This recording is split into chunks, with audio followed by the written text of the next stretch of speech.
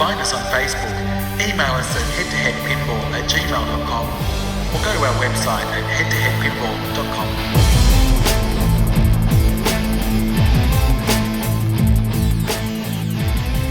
head2headpinball.com. Welcome everybody to the Head2Head Pinball Podcast, episode number 15. I'm Martin, and with me... R to the Y to the C, it's Ryan C. Have you gone all ghetto on us? Well, I've been listening to a lot of Snoop Dogg today, and you told me that you're tired, Marty, so I'm going to pick up the pace. I'm going to be extra excited today. You're going to have to be. I've had a massive weekend, which we'll get to, as we just had PAX Australia this weekend, and I am just exhausted. There's no other way to say it. You're rooted? We do have a big episode for you today. We've got some, got to talk a little bit about Pirates of the Caribbean again. We're going to talk about the Batman code drop. Guardians of the Galaxy is dropping any minute. We're going to talk about our predictions for that. We're going to talk about the first IFPA heads-up competition that just was held in Las Vegas. We have an awesome interview with Time Bandit, who is a mad scientist that is basically converting Stern Pro machines into premium LE machines. We're going to talk about PAX. We're going to talk about what we did in pinball. So, we've also got a lot of mail this week as well. Yes. We'll get to that. So, where do we want to start? We want to start with a correction. Is this correct? Well, I got a message from Stu,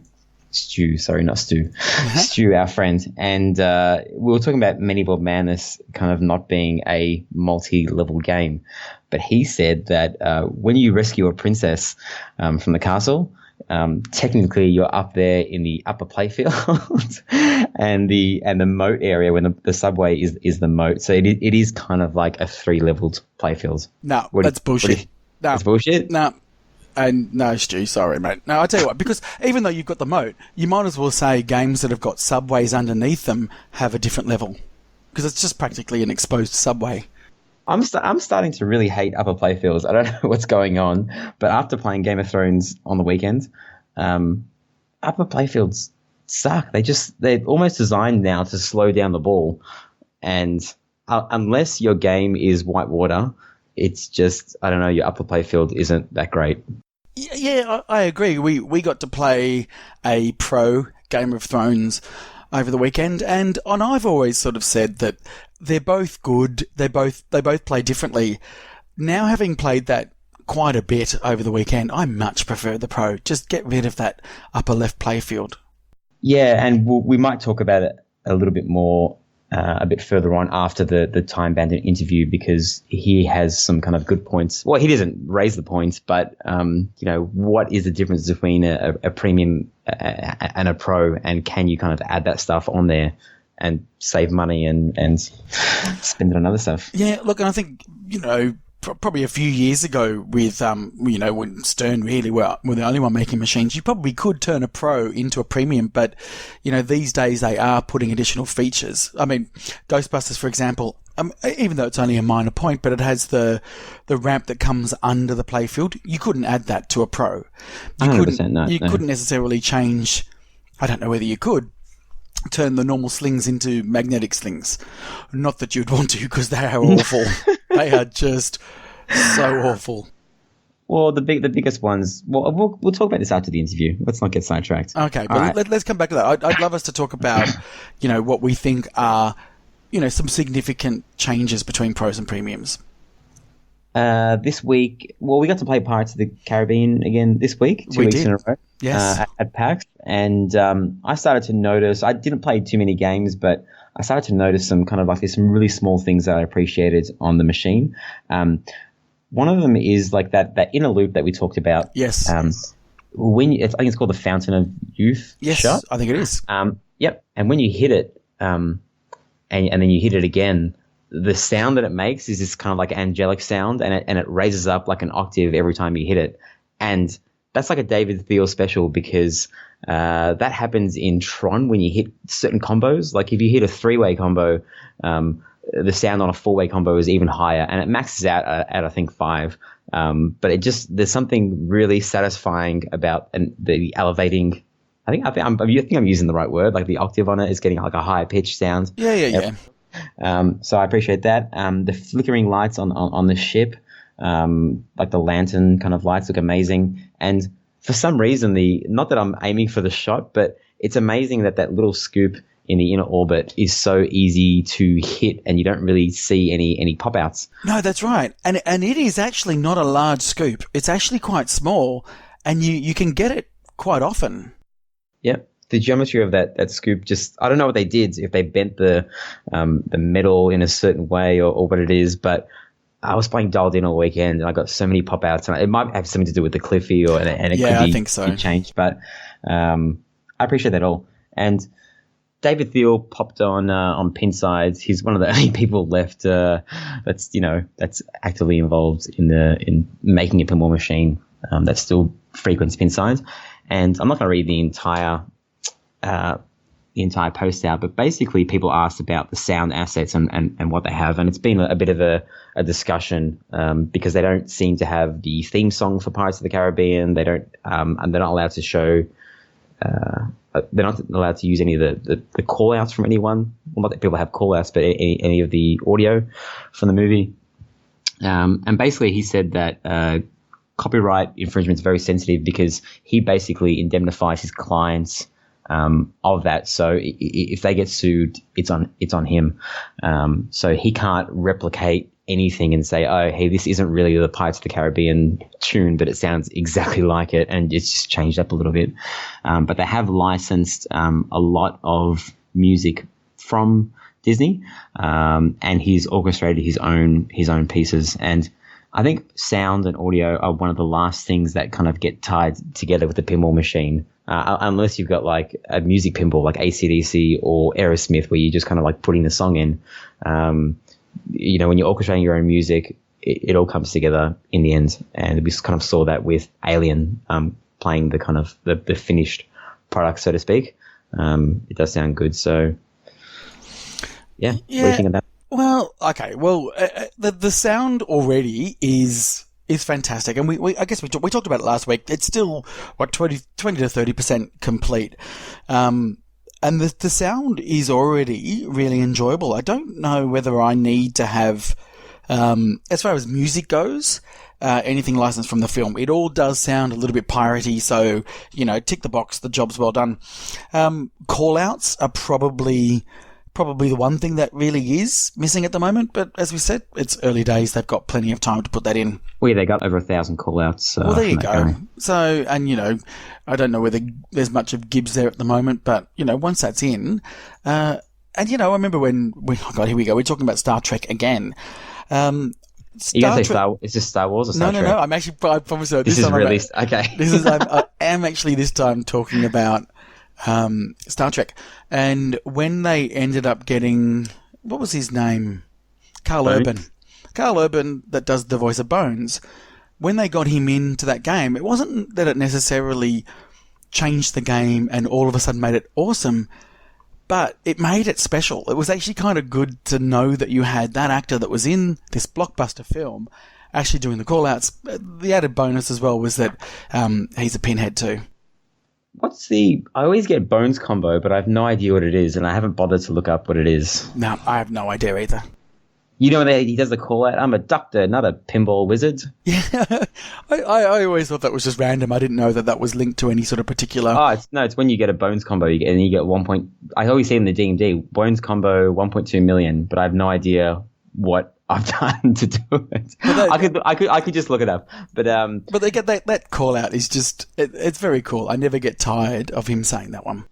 Yeah, and people have to remember as well that people bitched so much about The Walking Dead and the kind of the theme integration with that, and that was without anyone at all involved with it. No pictures at all on the playfield, no actor call outs at all. And I know people made third party firmware for it, but that game is now so great and so critically acclaimed. If you want to say it is, except for one thing, and that is the call-outs of that the person that does a lot of call-outs. It's so good that people ignore that Like, I understand. It rises above that, though. People complain about Metallica call-outs, like, oh, the bands sound a bit lame when they, like, talk about the snake and all that kind of stuff. I'm like, well, the game's good enough that you can ignore that. If you tick enough boxes, you're allowed to get away with some stuff, right? Yeah, I agree. But wouldn't it have been great to have had some really cool call-outs from the actors from The Walking Dead? Sure. Yeah. I don't think anyone's going to disagree with you there. Yeah. And that's why people have put, like, custom music, and I think there are some call-outs from the show as well that people have put in too. Yeah, I've played a lot of them, and people keep on updating it based on the current seasons. So I've got the custom one on mine out on site, and like, it's got Negan in there, like the Negan whistle when you drain. Yeah. It used to be just look at the flowers when that yes, kills the kid. I know, just such an awful scene, that one. The one that I remember the most, it's like stuck in my head from the pin, is when Rick screams, "The right choice is the one that keeps us alive." And it's funny because, as I said, without someone putting that in there, it would just be, well, hell, look what we got here. Oh, God. That was a spot-on impression. That was fantastic. I should get a job at Stern. Come on, Stern, Jersey Jack, Highway, whoever you are, give Ryan a job doing your call-outs. If Highway are doing Freddie Mercury, I'd do an awesome Freddie Mercury impression. Okay, can you give us a sample of it right now? No, well, I'm lying. I just like Queen. Everybody's different. Yeah, well, I love Freddie Mercury. So do I. And fun fact, if I haven't mentioned this before, my very first concert I ever went to was Queen. I've probably mentioned that before, but what a way to be introduced to the world of going to concerts, seeing Queen for the very first time. Everything since then is just like ashes in your mouth. It just tastes like shit, right? Yeah, it's a good. Yeah. No, it's just a really good reference point to see a band that didn't rely too much on, I guess, gimmicks around them. They had an amazing light show, but it was all about the band, the man. The concert was just all about the music and the performance. Anyway, so back to Pirates of the Caribbean. So, as we said, we did get to play. I played it probably a bit more than you did over the weekend at PAX. So thank you to Mr. Pinball Australia for providing the Pirates of the Caribbean and a dialed in for the weekend. And well, we'll get to PAX in a second, but these machines got an absolute beating. They had lines waiting for this game for all 3 days. So I just managed to be able to cut in line because, VIP. So I got to play it a lot more. And as I said last week, I do tend to flip-flop about a lot of things. So what is it this week, Marty? Well, no, all I'm going to do, first of all, is just defend my ability to flip-flop. Because I actually don't mind getting new information that changes my view. One thing that grinds my gears is when you give somebody a new piece of information, but they'll still stick and say, well, no, it's like, well, hang on. You've just been told a new fact, and you're still sticking to your, just open your mind to change. And so I'm back on the Pirates of the Caribbean bandwagon. I played it a lot. And do you know what I did this time? Because we talked about this last week, how it's mainly really that center pinball within a pinball that you play. Yep. I decided that I was going to play the left part of the playfield. Okay. And I loved it. Did you drain immediately? No, I did keep the ball alive a lot longer, probably because I have played it a lot longer now. Okay. But I just, I mentioned it last week, how I said one of the things I liked about it was that you could play it different ways. It wasn't, yes, you can use that middle playfield, but you effectively have a choice of playing multiple modes to get a multi-ball or whatever you want to do. And so that's what I decided to do, was just play it differently. And I enjoyed it. I think it's just it's a fantastic game. And so I'm back on. Can't wait to see how the code progresses. But you touched on it as well. The most important thing that you've really got to have is really good geometry. And it really does have good geometry. Sounds so nerdy when you talk about geometry, isn't it? Like, the pinball has to have good geometry. Yeah. We are nerds. With decent geometry and hasn't had an update for 5 months. Batman 66. You could only be talking about Batman 66. Batman 66 finally got an update, and we knew it was coming because they talked about it at the Pinball Expo in Chicago. Yes. Code is 0.8. Yep. So 1 year after, they still haven't reached kind of what they think is final. And they did include information in the update saying that their next update will be around Thanksgiving. And I Googled that because we don't celebrate Thanksgiving No, here we don't. in Australia. But it's also like when people say, oh, it's going to be released in fall. Well, when's that? That's autumn for us, and it's a completely different month. So yeah, it was spring. Yeah. Around spring. So I Googled that, and that's November the 23rd is Thanksgiving. Okay. And then another update after that, which will be at Christmas. And I Googled that, and apparently that's on December the 25th. Well, I did speak to somebody at PAX. I know someone that we both know called George, and he has Batman 66. Hi, George. And he updated the code, and I asked him what it was like, and he said, I'm paraphrasing here, but effectively the summary of it was, yeah, it's all right. It's good. It's good. I don't know what that means. Yeah, I asked. It's weird because there aren't that many Batman 66 in Australia, but I seem to know and talk to the people that own them a lot more than other people. Yep. And no one's upset about the code. I mean, the code's getting better. But the quote, I had a friend, I'm like, give me a review of Batman 66. And he wrote this really long review, and they added this and they added that, and it's really good, and this and that. And then to end it all off, he said, it's great, and I'm happy, but there doesn't seem to be 5 months worth of stuff in there,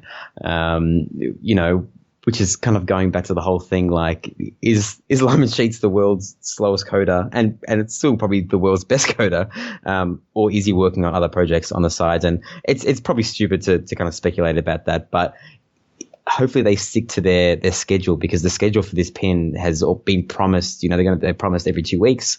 They promised this, they promised that. Hopefully by Christmas it'll be complete, and then it just keeps on getting polished after that, because if anyone deserves an amazing pinball, it's Batman 66 owners, because no one has really, this is not a pinball machine that people say, this sucks, and they kind of turf and it changes hands a million times. The people that have bought this pinball machine, because it was $2,000 more expensive than any other machine, on the premium and the alley level, and then there's the super alley level, this new level that was created just for this pin. Yep.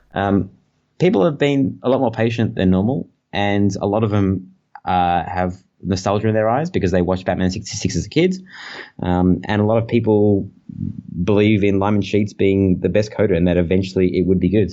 So I'm, everyone's rooting for them to make sure that... There it is again. So we've said this before. I'm going to say it again. That is all well and good.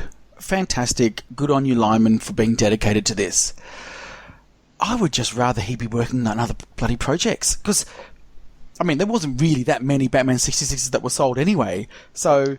but the people that bought them are like the elite of the elite in the pinball collecting community, so you can't screw with these people, because they might still be buying pins now, like slowly, but they've been rubbed the wrong way. Like, as I said, they're happy, but they're not happy at the same time. And if it ends up being a turd, software-wise, like if it never elevates itself to Lyman Sheet status pins, I think a lot of people are going to be off buying certain... Well, they say that, I'm not going to buy a certain pinball machine pen. I'm a JJP person now. Yeah. People say it. But some people do stick to it. And as I said, you're not pissing off the pro level market. You're pissing off the elite, alley and super alley level market. Well, and then it comes back down to, if you were Stern, what's your strategy? What's your future plan? What is it that you really want to focus on? Because I think having Lyman locked away for a year on Batman 66 is not necessarily the best use of his time. There are other games that he should be working on. And maybe it is that, he is dedicated to Batman 66 all code. Maybe he just needs to be the person that just comes up with the rules of all the games and just let other people code the games. Yeah, okay. Well, kind of like what Ben Heck was saying he was going to do with Alice Cooper. Like, he designs the game.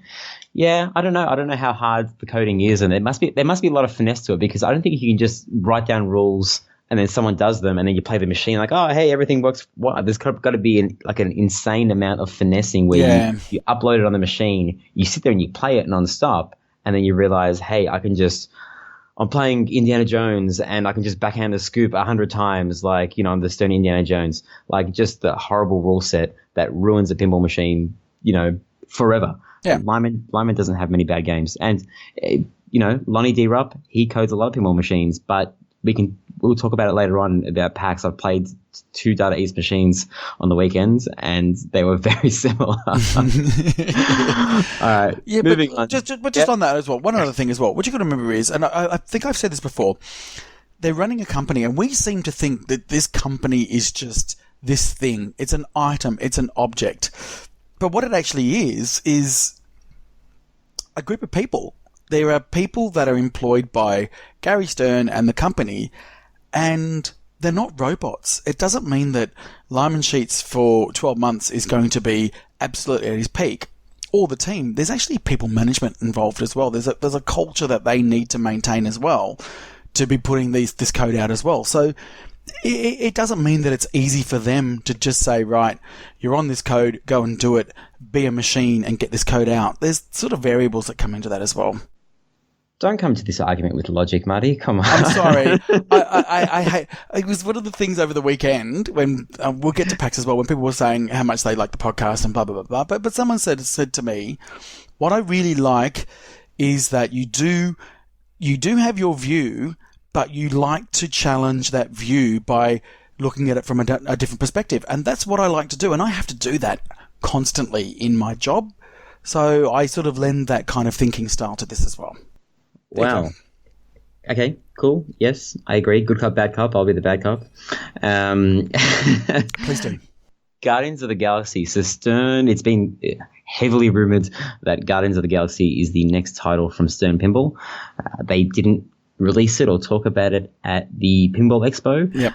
Nobody knows why. People have speculated, including us, that it was because they knew that Jersey Jack was going to release Pirates of the Caribbean, and they didn't want to have them side by side. So apparently it's being released very, very soon, yes. as in like days away. Well, probably when you listen to this podcast, if you're a couple of days late, it would have already been announced. So we're going to do this stupid thing, and we're going to talk about what we think is in the pinball machine. And if it's already been released, you can see how accurate or inaccurate it is. So what do we know about the designers, the artists, the coders? Okay, so, and you correct me if I'm wrong, but I believe is the layout Borg? Yep. The art is Franchi. Yep. The coding, I don't know who. Lonnie Rupp. Yep. There you go. The trilogy. Well, that's the trilogy. There you go. Well, I mean, it's trilogy, but they've never been. That combo has never existed yet, right? Right. Well, since Franchi's only done Batman 66, so the cool thing is that we've talked about it before. Batman 66, in my opinion, is an absolutely stunning pinball machine. If you listen to the story that Christopher Franchi has told, he kind of got bought into that project really late and like, hey, save this project. We're about to release it and show this pinball machine at the Chicago Expo in 2016. And he had already done work on Batman through a previous project. I can't remember what they were selling, figurines or something. So he asked the person that he did that for if they could use the same art, and then he stylized it. And they said it was a rush job, but it looks, you can't tell it's a rush job. Well, it looks great. Not me anyway. If he never said that, I would have said, hey, you worked on this for a year. It looks awesome. But apparently he's had a really long time to work on Guardians of the Galaxy, and we'll see what he's capable of, right? Is he the next big name in art? Stern has like 3 amazing artists they can use. They've got Franchi, Dirty Donny, Zombie Yeti, and they've got the Photoshop guy for all the hard, Star Wars and Game of Thrones and all the ones that they can't use hand-drawn art. So, well, wasn't it? I wish we could quote him directly, but wasn't he that he made a comment? It might have been on social media somewhere that he believes that just by when he got to have a look at it, he thinks it's the most spectacular looking pinball that he's seen. Yeah, but he also likes his own work. That's like saying I'm the coolest guy that no, ever existed. no. In the interview, and it was Kaneda that interviewed him. He seemed a very down-to-earth and humble guy. I don't think he would be the kind of person that would, just because it's his art, think that it's better than everything else. Okay. Well, I guess we can talk about it next week. Is this the greatest pinball artwork? Well, Guardians of the Galaxy is a very colourful pin. We've talked about it before. Yes. It's a nice stuff to draw off, right? As long as he has the freedom to do what he wants.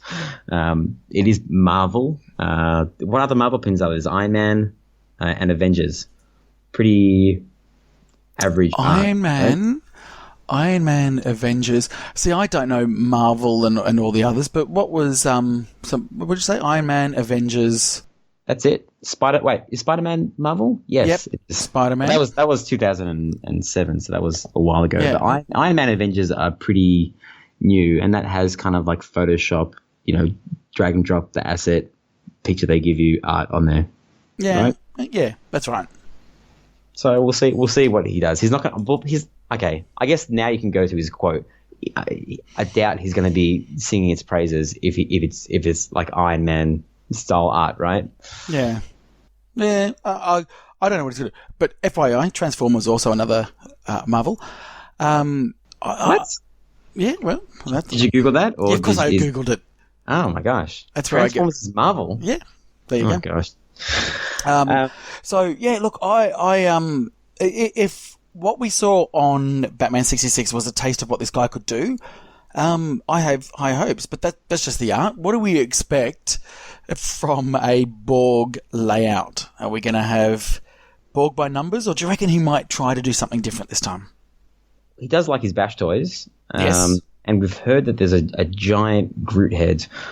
Well, I'm not sure about if it's giant, but there is a Groot head on the playfields, and I'm not sure if it's going to be a baby Groot head or a normal Groot head. I'm guessing baby, right?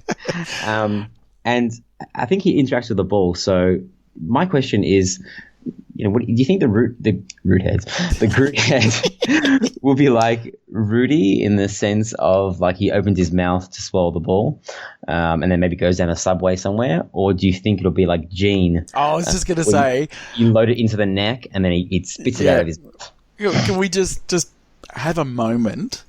Because I played Kiss, the limited edition Kiss, over the weekend. That frickin' Gene Simmons head is just the most poorly executed toy on a pinball machine. It really is. Why is that? Because it spits the ball down the middle. Now, I know that you can have it so it sets the ball save, so when it does that. The problem I have is that, and it did this a number of times, two things. First of all, if it spits the ball down, but then it travels up either side of the apron, the outlane, the ball save stops, and then it's ball over. Yeah. Well, and the second part is it doesn't give you a ball save when it spits it out during multi-ball. So that's what happened to me. Once it happened to me when the ball went down the middle, up the left. By the time it came back to the plunger lane, it was over. And the other one was I had an everybody out of the pool moment where all my balls drained, including one down the middle. I would have loved a ball save right then. You saying you had a Salazar moment? I could have. No, what I'm saying is I should have had a Salazar moment, but I still don't know what Salazar is because I haven't watched any more of those Pirates of the Caribbean films because they're just dreadful. Don't. Well, the weird thing is that people, if that was a scoop, like say like the Ghostbusters scoop, and it chucks the ball down the middle, people like, stupid scoop, I'll do an adjustment. Like the head is similar to a scoop, but because it's like a toy, you blame it more. Like you blame it on Gene Simmons because it's coming out of a head. But it really is just a mech with like a toy molding around it, right? Yeah. But I think the difference is that, with a scoop, you can effectively adjust. I know you probably can adjust the speed. I don't have a Kiss, so I don't know how to do this. But from my understanding of the Gene Simmons head on Kiss is that it's not as adjustable as it should be. You can't change necessarily the direction. You possibly can change the speed at which it comes out, but it still is so random, and it just goes in the middle. And so there, Stern's fix was, okay, well, let's add a ball save to it. That really there is admitting that there's a problem with the toy. Well, I never had to do it to mine, but my understanding is you can just rotate the mech around a little bit, and it doesn't shoot it straight down the middle. It's just that, like, if it comes like that out of the factory, then people are less likely to. I mean, play them on location. Anyway, that's Kiss we're talking about. But the reason why we're harping on that is, please, Stern, within the next 24, 48 hours, please do not make Groot like the Gene Simmons head, because that looked great when the pictures of the Kiss pinball machine came out. Everyone went, "Oh, that Gene Simmons head looks great." Love that it spits a ball out. When it was executed, it just didn't work. So please don't make that same mistake. I heard there's 2 ramps, that's like almost every pinball machine has 2 ramps, but there's also going to be 3 flippers. So there'll be upper flipper.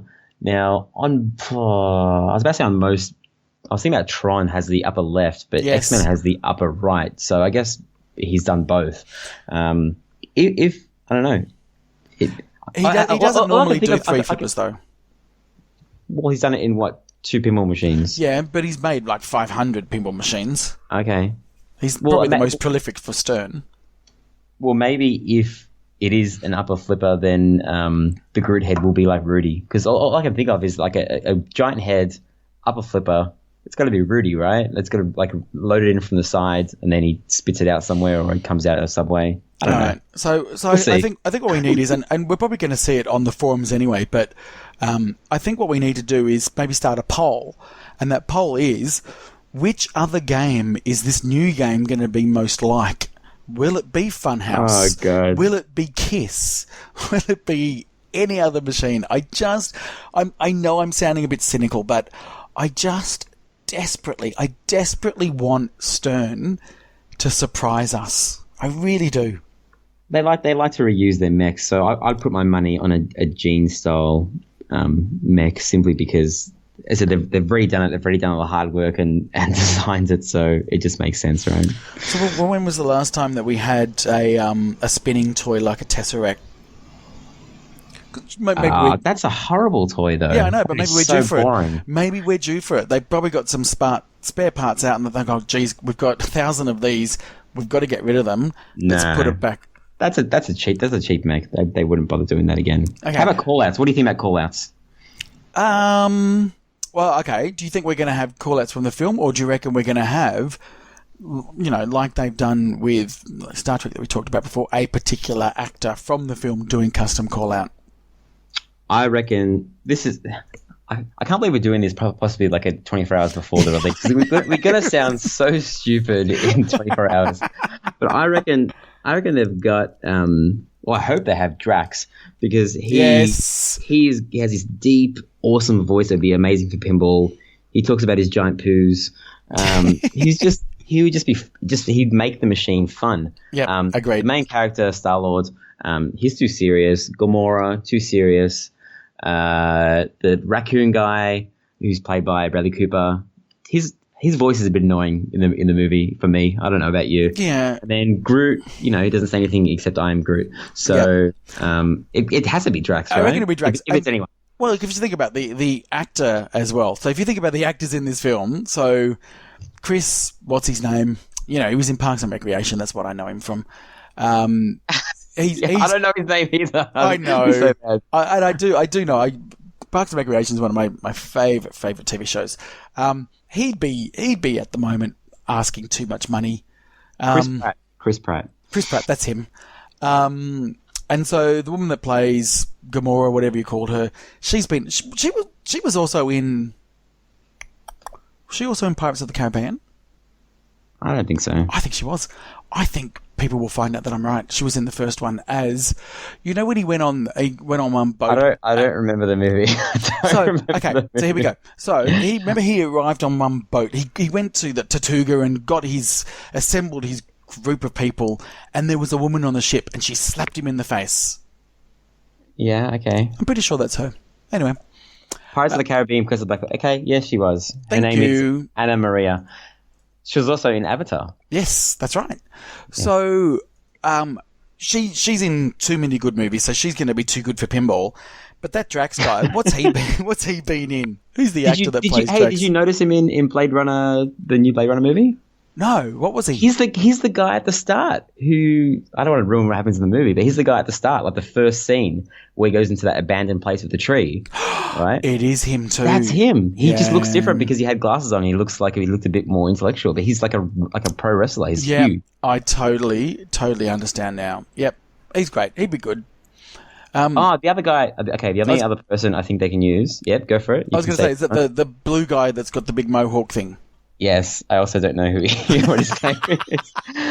He's the guy who plays Merrill or whatever in Walking Dead. I'm really bad with names. And I, you know what? Just now, I've only just realised that it's the same guy from The Walking Dead. Yeah. Yeah. What's his name? I don't know. What's his name in the movie? I don't know. I'm trying to look up the movie very quickly, but Google's failing me. He would be, I reckon, Drax or Yondu. Yep. So those two, and I reckon, if I had to go money, I would say Yondu, because again, he's not really that. He would be, what I'm really saying is he'd be desperate for the cash. No way, dude. What else has he been in? Don't make me click his profile and read through all the stuff he's been in. Drax would be okay. Well, it's going to be him or Drax, or we can just be disappointed in it. It would be absolutely nothing. All right, give me 5 seconds. He has also been in Cliffhanger, Jump. Okay, yeah, he hasn't been in much. Oh god.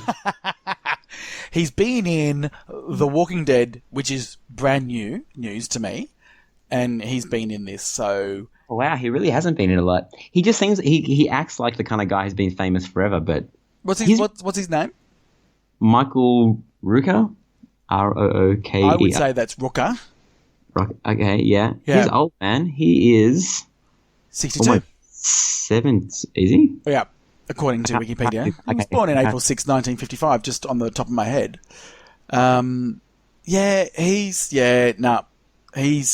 He's absolutely gagging for the cash. All right.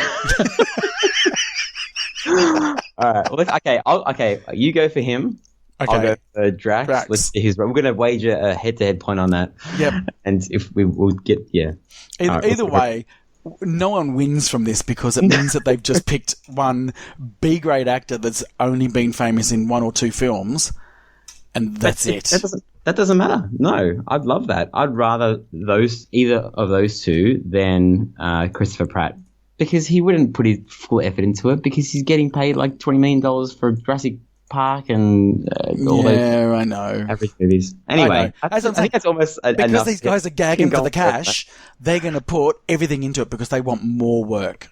Whereas Chris Pratt's going, geez, I'm happy with my dad bod. I can do whatever I want. What? Dad bod? Yes. He used to have a dad bod. Now he's got got 6-pack abs, right? Yeah. He's got 6-pack abs in front of a dad bod. Let's move on from this. Oh my god. All right. Bottom line is, all I'm saying is, for God's sake, Stern, can you please just get us excited about your machines again? Thank you. They will. I think they will. I hope so. As I said, I think everyone has a pretty short memory, and everything that I think Time Bandit said this in the interview, everything that people are upset about, whatever it may be, also need to do is release a good pinball machine, and it's almost always forgiven. So, well, yeah, agreed. And let's hope they just absolutely nail it, because it's a great movie. And you know when it was? I can't remember how many years. Hello, Nate Shivers, if you are listening. He called this out years ago. Before Guardians of the Galaxy came out, I think about 12 months before the first Guardians of the Galaxy came out, he said Stern should do a Guardians of the Galaxy pinball. How do you remember that crap? Because Nate Shivers played a very important part of my pinball journey. Okay. Well, I listen to a lot of podcasts, as you know. And, I used to listen to Coast to Coast in particular was the main one that I listened to. And I just remember things like that. Because I remember agreeing. Podcasts, Canada quit podcasting. Did you hear about that? For how long? about 6 hours. Yeah. Okay. Cool. Yeah. All right. Moving on. Okay. Stern Stern IFPA heads-up competition. Yeah. Delayed Motley laugh. Yeah, so we had the IFPA heads-up comp, and I wasn't sure how enjoyable it would be. Very enjoyable is the answer. Turns out it's we want to do it. Yeah, this is, you know what I thought of? I thought of, this is kind of like T20 cricket, and I know this is only going to be relevant to half our listeners because half of them are in the US and they don't follow cricket. What is cricket? Cricket. Okay, it's a game that was invented and they play it over 5 days. Literally one game would last 5 days. They'd finish at 6 p.m., they'd go home, go to sleep, and come back and do it again 5 days. And then they bastardized the format and made it into a one-day game, but it would still last for like 9 hours. And people were going, "How dare you!" and you're ruining this great part of the game. And then as we kind of like go on, people get more and more kind of like, easily distracted. And then they made T20, and T20 is like it goes for like, I think 3 hours. So they can put it on TV. And this format has, people complained about, but this format has taken off because it's easier to enjoy. People bring along their family. You can't bring kids to a 9-hour event. They would just go crazy. So when I thought of the head-up competition, some people might not agree with it, but I think this is the way forward to make pinball a little bit more popular. I don't think it's going to make it like into this crazy sensation that some people might think, but I think this is a format that can have a time limit, unlike normal pinball. Yep, I agree. I hadn't even thought about it, but when I was watching it, what I liked was that I knew exactly what was happening. And I will also give a big shout out to the stream. Carl D'Angelo, and he was there with Johnny Monica. I haven't watched all of it. I'm sure there's other people that came in as well. But it's on IE Pinball, the IE Pinball Twitch page. It's almost like just a bit of a side note. What people are now doing with Twitch to make pinball more enjoyable to watch, and we first of all saw it with Buffalo Pinball on their Bro Do You Even Pinball Twitch page when they did, when was it? When they did like the Buffalo Pinball Open, right?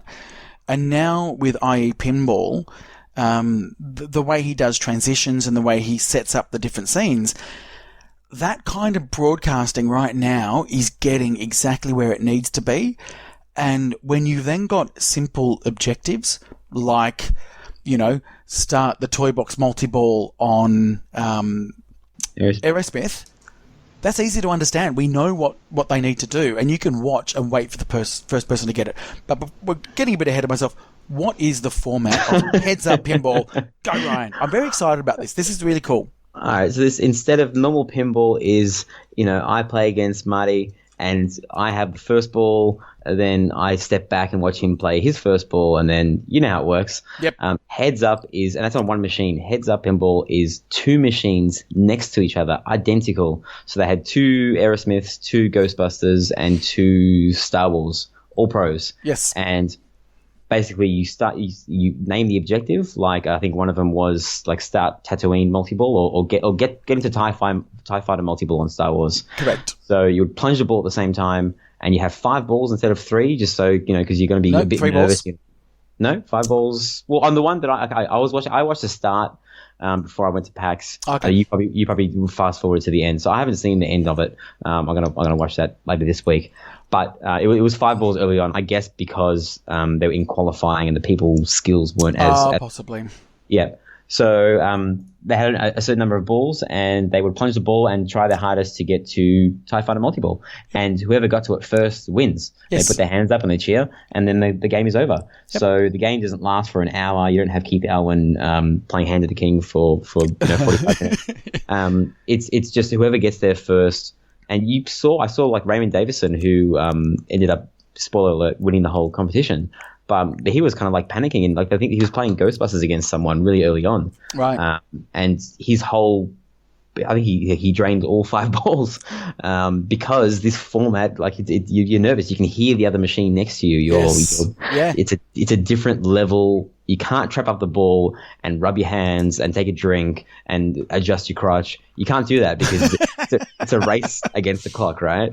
Right, so it is a head-to-head. So it's head-to-head elimination. It's a best of 3 games. So if you are the highest seed based on your IFPA ranking, you can choose. I believe you can choose a machine, I think that the machine gets randomly selected, but you as the highest seeded player get to choose what your objective is. And so, for example, if it was Star Wars, there were 5 objectives. So one of them was to start TIE Fighter multi-ball. Yep. Second one was start hyperspace multi-ball. Third one was to start a mode multi-ball, which is obviously getting to the end, the 3rd level mode to start mode multi-ball. Complete escape from Boba Fett. Or, and this was the same on all 3 of the machines, you could do a 2-minute drill, which was you get timed for 2 minutes, and whoever has the highest points after 2 minutes wins. And it's the best. I didn't see that one. Yep, and it's a best of 3. So you as the highest seed, you get to do the objective, and whoever loses gets to pick the objective of that same machine. Okay. Yeah, no, it's really cool, and I don't know. Are we going to talk about what we did this week, or are we going to talk about that later? We'll sort of get to that later, where we tried to simulate this in a very, very bad way. But I just loved, because after watching it today, I just kept thinking that we should do this, and we could do, and we've got the name head to head, so already we are advanced in this. But I was thinking of other games. So if you think about Ghostbusters, the objectives for that were capture 20 ghosts. The next one was start storage facility multi-ball. Next one was collect a super jackpot. Next one was complete 2 modes. And then obviously there was the 2-minute drill. For Aerosmith, there was the start the toy box multi-ball. And on that, as the person that selects, you can choose which level. So you can say, start toy box multi-ball with a 6-ball multi-ball, or 5 or 4, or a minimum of 3. You can start Love in an Elevator multi-ball, light one of the 2 times multiplier shots, which is effectively you hit all the arrows with targets, and then that lights one of the shots for 2 times multiplier. Collect the extra ball, which I believe was once you've completed 3 modes, that then comes up in the left scoop, and then the 2-minute drill. So all my mind went to today was the fact that you and I have 3 machines the same. We've got Star Trek, we've got Wizard of Oz, and we've got Hobbit. We could totally do this. And then my mind was going, well, what objectives would we do? I love this format. I think this is fun. Yeah, and you really have to change the way you play your game, because, well, especially in kind of Dwight Sullivan games, because there are certain shots that'll activate a hurry up, like in say you're playing Ghostbusters, Star Wars, and you accidentally hit. A lot of people were doing it, accidentally getting the hyperspace hurry up when they were trying to complete a mode, and then they'd be kind of like locked in that mode until they hit the Death Star shot, and they couldn't do it. So I think the people that practiced the most were the ones that releases went well. I saw a game with Carl D'Angelo versus someone, and he had to get to light Tatooine mission, I think, and he did, I don't know. I didn't time it, but it was over before it started almost. And the person that he was playing against didn't even they chose the wrong person. That didn't spot the right mode. Because when you actually on the Star Wars one where it says the objective is start a mode multi-ball, you as the player that chooses, you can choose which mode it is that you're starting the multi-ball with. So you could actually go up and say, right, I'm going start mode multi-ball, and it's the Tatooine missions. Yep, and he figured out a way to do it in 3 shots. You start, you start the character, and the mode is already the mission's already lit. So you shoot the right scoop, it spits the ball out. All you need to do is make 2 shots, 1 shot to kind of collect the shot, and 1 shot to end the mode. And it's kind of like the Stark in Game of Thrones, where you can keep on going and hit a shot a million times, but unless you finish the mode, you're still in there. And the person he was playing against didn't know that.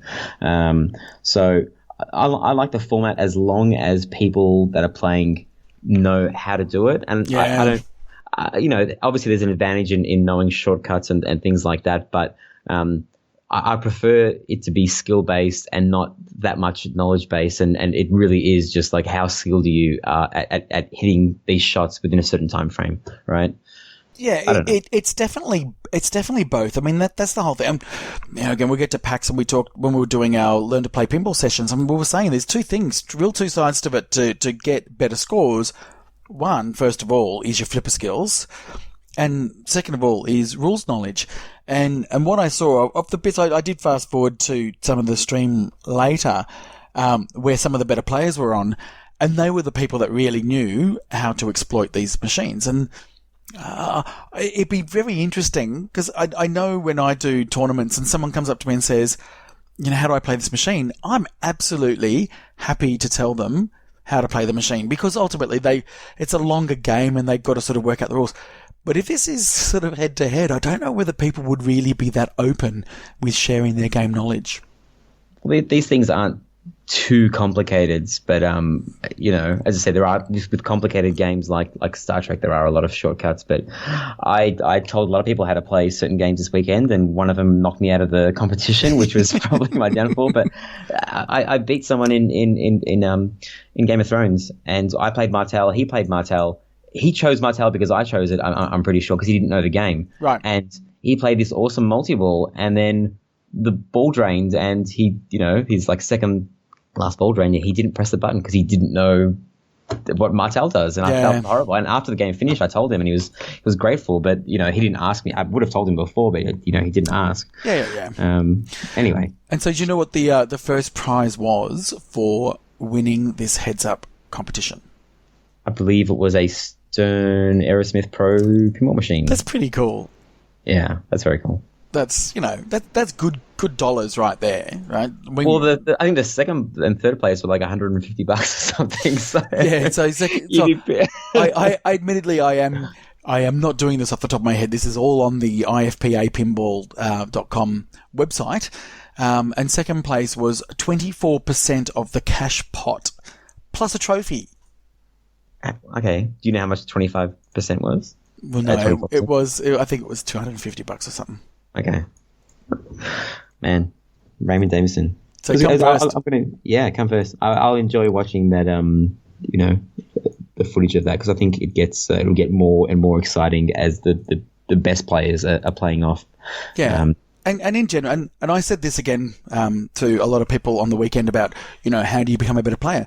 Watch these videos. I mean, maybe not necessarily these because it's a different format and they're just going for quick objectives. But the explanation that the commentators do on this is really good and really clear. And because the objectives are happening over and over, the more you watch, the more you understand how people are actually playing to get those objectives. Yeah, it's a 6-hour stream, so as I said, you can watch a bit at the start, but I think probably all the juicy stuff happens at the end.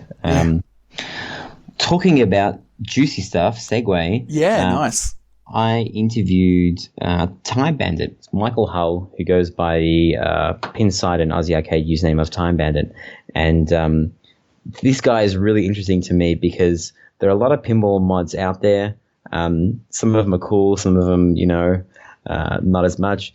Basically, this guy, on most Stern Pros, the Pro model Stern, he explains it during the interview, but just for the sake of it, just because he wanted to do it and because he has the knowledge to do it, he created a device that hooks into the switch and lamp matrix in a pinball machine, Marty? Yes, I do. Yeah, so you got the grids kind of thing. He's got like a little plug that plugs into there, right? So you take out the normal plug that's in there, you plug his little connected device in, and then you plug the device back in, right? So it's kind of sitting in the middle of it. And he's like coded into his little electronic device.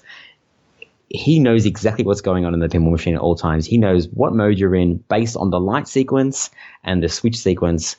And he's been able to create these amazing kind of light shows, and he's been able to add like drop targets, spinners. He's almost like, you can make the best part of a premium or LE pinball machine you're able to recreate with his device. And the difference in price in Australia between, say, a Pro and a Premium is around $2,500. his device is only a couple $100. So do you know, like in Metallica or AC/DC, how there's the color changing GI? Yes. Which I think is the coolest thing about it, about the pinball machine. Was obviously there's a swing and bell and the rising cross and that kind of stuff. You can literally have the exact same GI effects on the Pro just by spending a couple $100. And he didn't stop there. As I said, he's got the rising cross working. He's got drop targets on AC/DC Pro. So shall we go to the interview? I think we should. All right. Okay, it's time to talk to a very interesting person in pinball. You know him as Time Bandit on Pinside and Aussie Arcade. He's a bit of a mad scientist out to convert your Stern Pro pinball into a premium without breaking the bank. Ladies and gentlemen, Michael Hull. How you going, Michael? Oh, g'day. I'm very well, thank you, mate. Yeah, mate. So we just want to have a little chat to you today about everything that you're up to in pinball. But let's start with how you got into pinball, and what's your first memory of pinball? My first memory of pinball, funnily enough, is banana flippers on Disco Fever. When I think back as far as I can, that's it. I used to play at an arcade in Newcastle called Orbit One back in the 70s, and it was jammed full of machines back when it was still happening, and lots of great memories of playing those machines, and I just kept playing as often as I could at arcades. And I remember when Space Invaders turned up, I wasn't really converted across to videos. And I kept video games. I mean, I just kept playing the pinball machines. And I had a few years off during uni, so interestingly, I never played the Medieval Madness and Monster Bash and these guys when they came out. I sort of drifted away from all sorts of things like that. I wasn't doing any sort of game playing at all. And then about 2003, when Lord of the Rings came out, I was at a resort and walked into the game room at the resort, and there was this Lord of the Rings pinball machine. And I said to the kids, I used to play pinball all the time. These things are unreal. And I stood in front of it and played it. And, of course, it was not like Disco Fever at all, was it? And everything just came flooding back to me, all those years later. But in a way and in a form that was completely modern and technological and updated, but it still had that beauty of the randomness of the ball. And bang, I was back into it, and then just kept playing as often as I could. But it was a few years later until I got my own machines and stuff. Little kids and moving around a bit wasn't really appropriate back then. Yeah. What was the first machine that you bought? Funnily enough, it was Lord of the Rings. I just because by the time I got back into buying, there was a lot of people online, and you could see a lot of reports, and you could do a lot of research, and and I think that it's a game that attracts a lot of people as their first game, because it seems to cover a lot of bases. It's high quality. There's a lot to do, plenty of code. The journey, all this sort of thing that's available to you. And I bought one off Aussie Arcade, actually, off an Aussie Arcade member all those years ago, and then it just got stupid after that. Yeah, we all know where it goes after that. But I agree with you with Lord of the Rings. I had a friend over yesterday who's never played pinball before, and he's a bit of a Lord of the Rings geek. And I showed him the machine and was kind of like, I started explaining it, and then he picked it up and stopped me from explaining. I can see the rings here and Balrog and the ring, and he could kind of see the integration there. So it's good that the immersion is on that machine is good enough to suck people in. Yeah, and it will always be a classic. I mean, it will always be a top-rated machine. 100%. So what have you got in your collection at the moment? Well, funnily enough, I have a lot of Stern Pros at the moment. Metallica, Tron, Star Trek. I can walk past them actually, and then I won't forget. AC/DC Pro. What do I think? Oh, a couple of Iron Mans. I've got two in the house at the moment. A couple of Iron Mans. Tommy's my oldest machines are Tommy and the Shadow. Okay. I do like my Tommy. and I've got an X-Men LE at the moment. That's the only LE I've got in the house at the moment. I've had a few before, but that's the only one I've got. I love that game. But yeah, so it's all Stern stuff at the moment, with the exception of the Data East and the Williams Shadow, Bally Shadow. Sorry. And I know you rotate machines around a fair bit. Like you don't hold on. Well, you might hold on for a long time, but you don't shy away from selling a machine if you not feeling it. Yeah, if I need space, I made a bit of a decision a few months ago, well, probably almost a year ago now, that if I wasn't working on a machine, I would let it go. And I did that just because I was getting too many. And in all seriousness, when we get into this, it's tough on the missus. And we buy too many of these machines. So I had to go through that phase. I thought, right, just for once in my life, I'm going to walk down here and I'm going to sell some of these machines. And the way I'm going to choose to sell them is if I'm not working on them. Because obviously the ones I work on and the machines I've got kids out there for, I need to have them here so I can troubleshoot if things go wrong. And then I got rid of stuff that I thought I'd never sell. My Tron LE went, and even my second Lord of the Rings went. Stuff that I described as nailed to the floor. Yeah. But frees up space, bring new blood in, and was it liberating to do that? It was. I think you got to be careful of being a hoarder and keeping stuff for the sake of it. If you're not playing it, it's a lot of money tied up in them. Yeah, it's a lot of money. It's my problem is I go through the same thing where I get to a point and it's a bit overwhelming and there's too much stuff, and then but my problem is then I'll sell it and then there's an empty space where that used to be, and then you say, oh, and something comes up, you're like, okay, I'll give that a go. You're right back into it.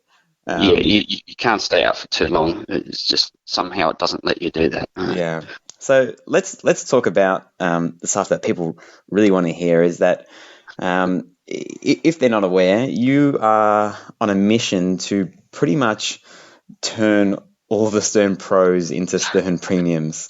I want to explain your journey into that, because I think was it with Metallica or AC/DC? Well, all the way back it was with Star Trek. And the way you describe it is sort of how it's ended up. But I certainly didn't start with that in mind. It's changed a lot since I started. I was playing my Tron LE, the lights are beautiful and the ramps are great. And Eli Kurtz brought out his ramp light mod for Tron Pro. I just thought it was the most amazing thing ever built. Seriously, his stuff is stuff to aspire to, and him and Herg as well. Herg's OCD product is just incredible. And I thought, just at one point, it just occurred to me that wouldn't it be cool? Two things. Wouldn't it be cool if the ramps were independent when you hit them with the lights? Yeah. And secondly, wouldn't it be cool if something followed the ball around? Wouldn't it be cool if the light was a chase light and followed the ball around? And that's the thought. That was the little spark that just kicked it all off. And then I just went nuts from there. And the reason I chose Star Trek was that it had the chase light on the warp ramp. Yeah. And the Pro didn't. And I thought, oh well, you could put one on there, and you could do the side ramps and stuff, and then the Tron you could put it, you could follow the ball around those side ramps and everything. So I went down this path of building something to do these chase lights, and that was entirely the wrong direction to go. Because the chase lights are not, even me when I was using them, I kept thinking, that's not actually, it hasn't turned out quite to be what I thought it would look like. It wasn't really that good. But the big thing that happened at the beginning that allowed me to change what I was doing and do everything else was that the hardware, that main board that I built. It occurred to me that there was no point in doing anything unless I'd be able to monitor all the lamps and all the switches. And it's that bit of hardware that I made sure I designed properly in a product design sense, so that I'd always be able to use it for things that I hadn't thought of yet. Yeah, and just for the people that aren't familiar with it all, like that's called, is that the GI Theatre? Or Well, the kit that I now use, this all morphed into the colour GI in AC/DC, which was the first proper product that I launched using that board. It's called Total Light Show. Yeah. So the whole kit and caboodle is called Total Light Show. That's the umbrella name of it. And then I'm thinking of names for bits underneath it. So when I had GI being controlled in Metallica, I just called it GI Theatre for want of a better term. It might not be the marketing guys might think it's a dumb term or something, but for me that's what it was. The machine's like a little theatre in there, and the GI is like mood lighting. Okay. And I think Stern have done a good job. Well, everybody's done a good job of these days using that GI to set mood. It doesn't need to behave like your inserts behave. It doesn't need to give you that much information. It's all about mood. So to me, it just always struck me as something very similar to stage lighting or theatre lighting. I'm actually sorry. I'm watching the video now because I thought I saw all your mods, but I didn't actually know about the Star Trek one, and I just found the video now. And once again, guys, this is the weird thing is your mods are sometimes better than I think what Stern delivers. I mean, like the chase light on the warp ramp in the alley in the premium. I think it's blue, and that's the only chase light. Well, you've got it on the alpha quadrant as well. So obviously, when it hits that made ramp switch, there's another chase light sequence as well. So it's hard to kind of, I guess, describe what's going on. So we'll link a couple of videos in the show notes, but it's all visual stuff, right? Oh yeah, and the way that I also set it up so that when the Vengeance fired back at you, all the chase ramps chased down towards you, so it was like a laser beam fired back at down the ramps. So in my mind, it was the coolest thing that you could possibly do. But just because I think it is doesn't mean everybody else thinks it is. And if you can't pull off the visual thing properly, I don't think it's going to cut it. You can't put out a bunch of blinking lights that you think is cool, but if it doesn't, those discrete LEDs down the side of a plastic ramp actually don't look fantastic in real life. It's an interesting effect, and when you see it on video, you go, wow, that is cool. And it was behaving in a cool way. It was very interesting that it could do these things. But you could see the strips and you could see the LEDs, and I'm just always was a little bit disappointed with it. And I just think until some way comes out of being able to mount the things more appealingly so that they look factory, that's a difficult thing to go with. Yeah. And that's why the GI worked so well, because I suddenly happened across this. It just dawned on me, just replicate the stuff that's in the premiums and LEDs and stick it in the Pro and see how that looks. And of course, suddenly now it looks factory because it is factory. It's a straight replication. Well, it's a good point you bring up, because you were talking before about how you fell in love with Lord of the Rings because you're kind of getting those feelings you had when you were younger. And I think a lot of people, they love pinball, but they don't, they might love a game, like they love Metallica, for example, but they can't put their finger on why. And because there's so many things going on, and it might be pleasing to the eye, the sound, everything all at once. And one of the biggest things that I found with Metallica Pro is that all these cool things are happening, but the visual pop isn't there, and I didn't know what it was until I played the premium and the Pro side by side. And for me, it was pretty much, the sound is a big thing of it, like the spinner sound, if you have a good sub. But the other bit was the GI, especially when you make a ramp in like Lady Justice or something. Like Lyman or whoever did the lighting for that game does an incredible job at cutting all of the GI and only flashing a certain color. It makes you feel like there's a lightning strike. You did something really good, but all you're doing is hitting a ramp, but it makes it feel 10 times better than what it should, right? Yeah, it amplifies the response back to you. It's like your feedback, for the feedback back to you from the machine for a successful shot is amplified because of that lighting. Yeah.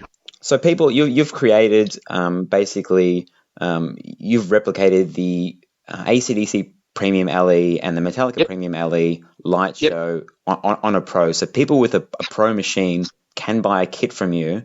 And I believe I'm not sure about AC/DC, but on Metallica, they've left all the empty sockets there on the Pro machine. Is that right? The holes are there, yes. Yeah.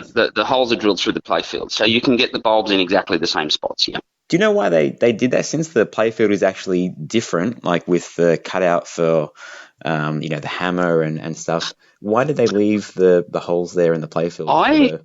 I'm not 100% sure that I've never investigated that cutout, but I always thought it was because it wasn't different. Okay. I haven't confirmed that, and I haven't, because when you look at AC/DC, obviously it's a different playfield because they don't have the centre cutout for the lower playfield on the Pro. And when I looked at Metallica, I just assumed, it's because the cutouts aren't any different, so they've just run the same playfield. Okay.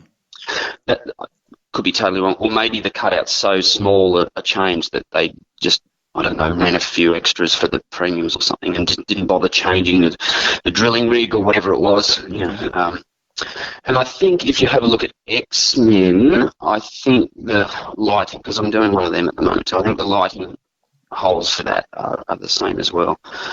But you can never be sure of these things. Yeah. So when you sought out to do this, were you doing this for yourself or for everyone out there that bought a Pro? Yeah, in the beginning, I wanted it. I wanted to do it, and I wanted to work out how to do it. And it was all an intellectual curiosity for me. But I guess in the back of my mind, you're always thinking, this would actually be cool if this could go out and people could enjoy doing this other than me, So, but it was never designed as, I'm going to form a business of making mods for pinball machine. That would just be like lunacy if you did that. It was really because I wanted it. I wanted to work out how to do it, and the bonus of being able to get it out to other people is purely that it's a bonus. Well, you kept on going after that, and you've got the ramp kits, like the ramp show, I think you call it, Tron, and I'm a bit upset that I've got a Tron LE now because I think I've mentioned it when you posted on Aussie Arcade, like your light show with the dancing ramps on Tron Pro it's not replicating the LE anymore. It's taking it one step further, isn't it? Yeah, it is, and I've done that. I've done that into some of the Pro GI ones as well. Metallica's got a few extra things. AC/DC's got a lot more things in it than the Premium. But as I got better and better at coding it and doing it, I just realised that I could keep going. And you just got to be careful, of course, that you do that so you don't go into the realms of bad taste. You want to make sure that of course. You're not giving people seizures.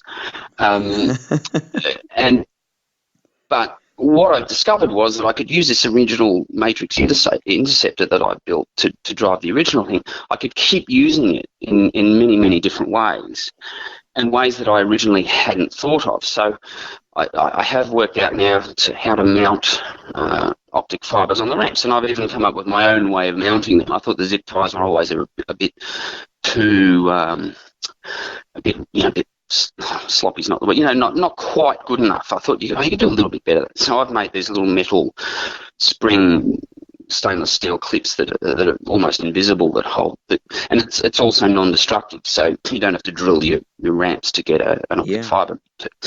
So it's branched into all these different things from the original, and there's a few more things to come. I built the sound caller daughter board that actually allows, because the idea of getting the spinners into Metallica was interesting as well, and obviously Hooked does the spinner kits, or you can buy a spinner from Pinball Life or PSPA if you want, but you could never get the sound out of it properly unless you hooked it up to the pick targets, and that really wasn't the best way to do the sound, and it gave you that errant scoring, etc. So I thought, here we go, I better build something that'll send a sound signal out, and I worked out how to do that.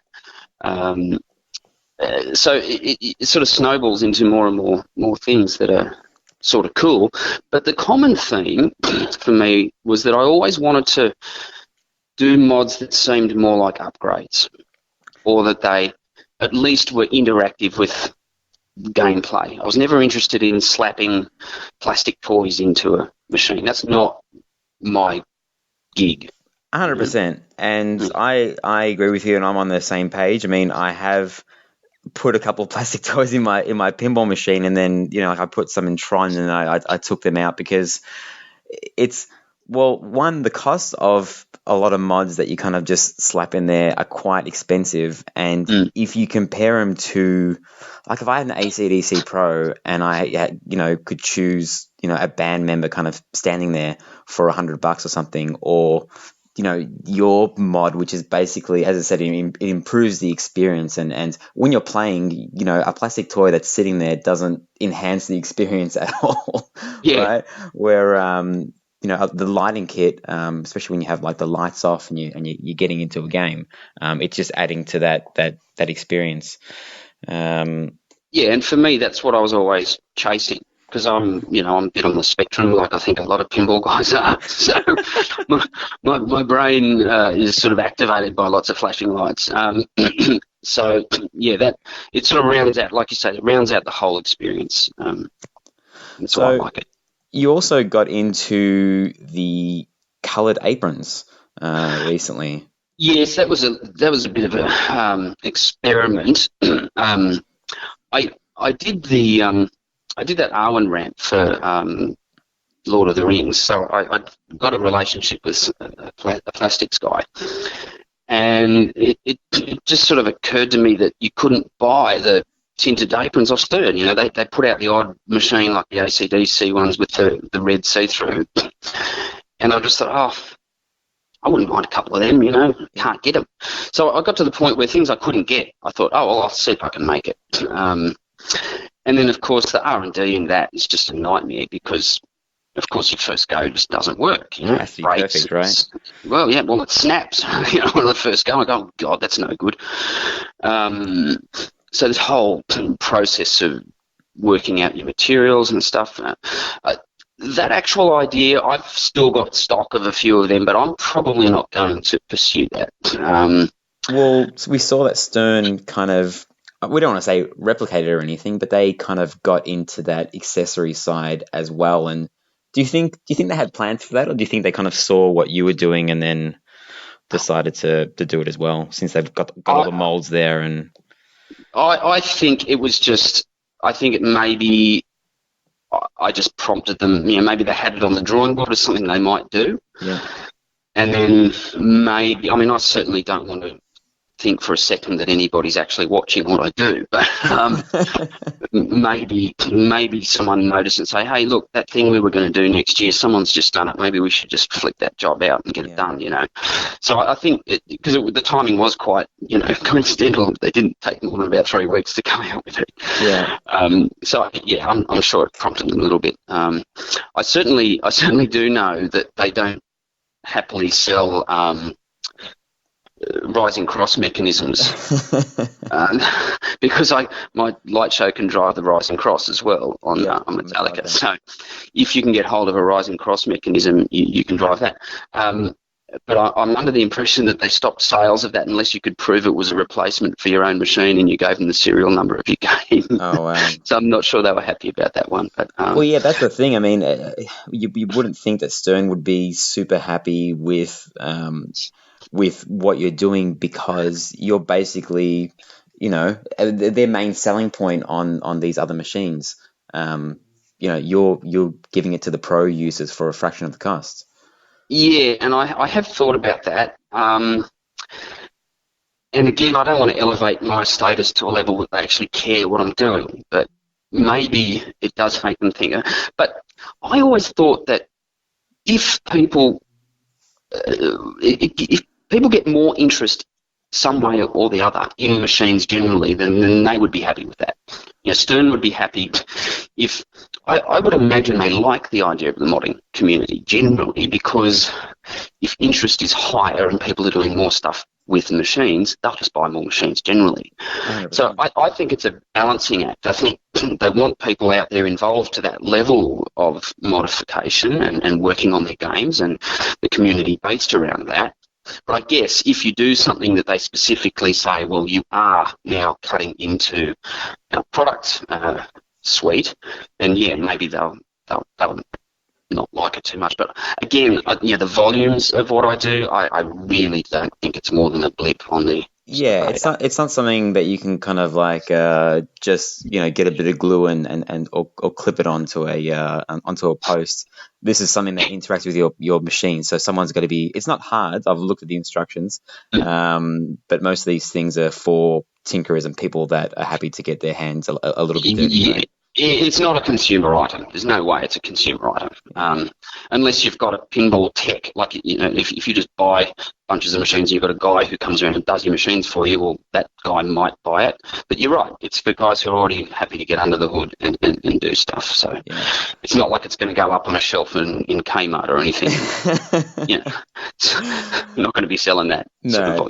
Well, we can't talk about all of your mods because there's too many to you've started to add drop targets to the AC that's Pro. fun. Yeah. There's a lot of stuff, but looking towards the future, I mean, most of your mods are on the SAM system. Yes. Is that right? Yep. Yeah. Indeed. So have you looked into the Spike system and have you discovered anything that is interesting, or is it too hard? I have. No, I certainly have. I've spent a lot of time down there with my digital probes and analyzers, and I have decoded most of the Spike bus. So actually getting in there and providing some sort of interceptor board like I do with the SAM board is certainly doable, and I could do it in 3 months if I wanted to. But I'm a bit wary of blowing people's machines up. I've never had a single issue with any SAM game and my kits. Like, they do not hurt your pinball machine. They cannot hurt your pinball machine. And most people who do get under the hoods of their pinball machines know that if they do blow something, at most it's a transistor and they can fix it. But I've blown a couple of node boards on Spike machines. My fault. Doing stuff, I'd say it straight away. I did it. No warranty claims or anything required. I shorted stuff out and I blew stuff up. I've done that so much. You wouldn't believe how much stuff. Is that because there's no fuses on the Spike? Well, if you put a dead short across a MOSFET, it'll just blow. It reacts too quickly. There's no real protection circuit built into them. And your standard fuse back up and back along the chain isn't going to do anything to protect that, because it happens right at the end game sort of thing. But the way they're built, they should, someone using their game normally in the realm of a consumer electronics item is not going to damage their machine. You're not going to blow node boards in that way just by being a pinball player and owning the machine. I was in there. I was actively soldering stuff. I was using, the factory LEDs as sources of power. Stuff you just would never do, and shouldn't do. So what part of the node board blew? Like, is it something that you could repair, or is it just? Oh yeah, I fixed it. It was a 6-cent item. It was a MOSFET that drives the output to one of the colors on one of the LED bulbs, because they're RGB bulbs have got an RG and a B circuit. I blew one of the drivers of one of the colours. Okay. Now, to fix it, it was honestly sub 10-cent part. I mean, these actual transistors are cheap, but I can do surface mount board work, so I can fix it. But that's difficult for the normal guy with a clunky soldering iron to do. But the thing is, if you're sending people inside their machine, everything that happens from then on is your fault, right? So if I send a guy into his machine to attach a kit, I've got to be comfortable that he's not going to blow his machine up. Sure. Now, you wouldn't believe some of the things people do to my stuff, right? Against the instructions, and but it's going to happen, right? In any product you send out, that's going to happen. It doesn't upset me. I just go, oh, well, there we go. There's that example of that happening. Trouble is, when they blow things up like that, they blow my kit up, and I just send them a replacement board, right? If someone blows a node board up, then they're going to start saying, well, you're going to have to hit me, you're going to have to give me a new node board. Yeah. And to me, I just don't want to go there. It's not worth it. There's no money in it anyway. It's not like I could afford to just cover the odd node board that blew up. So as much as I think the system is great and it probably achieves a lot of great things for the manufacturer at a corporate level, for my little world, I'm hanging around in SAM at the moment. Sticking with SAM. Yeah. Well, you've covered a lot of them. So I don't know. What's the next machine that you're going to tackle? Well, I've got a couple of side projects going. What's happened now is I'm starting to collaborate with people. So people around the world are doing things, and they want a driver that sends them information. So there's a guy doing a great looking LCD mod for Tron, and we're sort of backwards and forwards over email because I've supplied him with the interceptor board, and I've coded up in a way that sends him the instructions he needs to tell him about what modes are live, etc. So I can. You know what modes are on just by monitoring the lights, because certain things trigger in the light matrix that you know. Yes. Okay. That's how it works, exactly. So I've sort of got this infinite ability to combine any light lamp behaviour with any switch behaviour and be able to tell what's going on. It is very, very rare that I can't decipher a game state from the behaviour of the game. Okay, so like for example in Tron, right, say you get into clue mode. Now the GI, I believe, doesn't change at all in clue mode, but the only thing that's different is that clue insert is flashing. Is that right? Yes. So, and it's usually a combination of the lights that, when you're playing and clue comes on, all the clue inserts flash and a whole bunch of other inserts go off, disappear. Yeah. So that the play field has this sort of signal that says clue is on, and I just read that. I've got all these if statements, and if that's flashing and that's gone off and that's been on for 3 seconds and that one's been off for 2 seconds, then bang, clue is on, or something like that. And then you can build those triggers as complicated as you need to tell you what mode you're in. I don't just have to rely on hooking up to a flasher and triggering off that sort of thing, which is most things that call themselves interactive are interactive, but the way they are interactive is they're just when a flasher goes off, their light goes off or something like that. Yeah. This is really reporting back to you on the current state of the game. It's almost like you have an API for the machine without actually having it. You built it around the whole lighting system. Yeah. So yeah. That's it. I don't hack the code. I can't get anywhere near the code. It's impossible. But I take all the inputs that are there, and you can see them with your own eyes. Sometimes they get super, super complicated, but you can do it.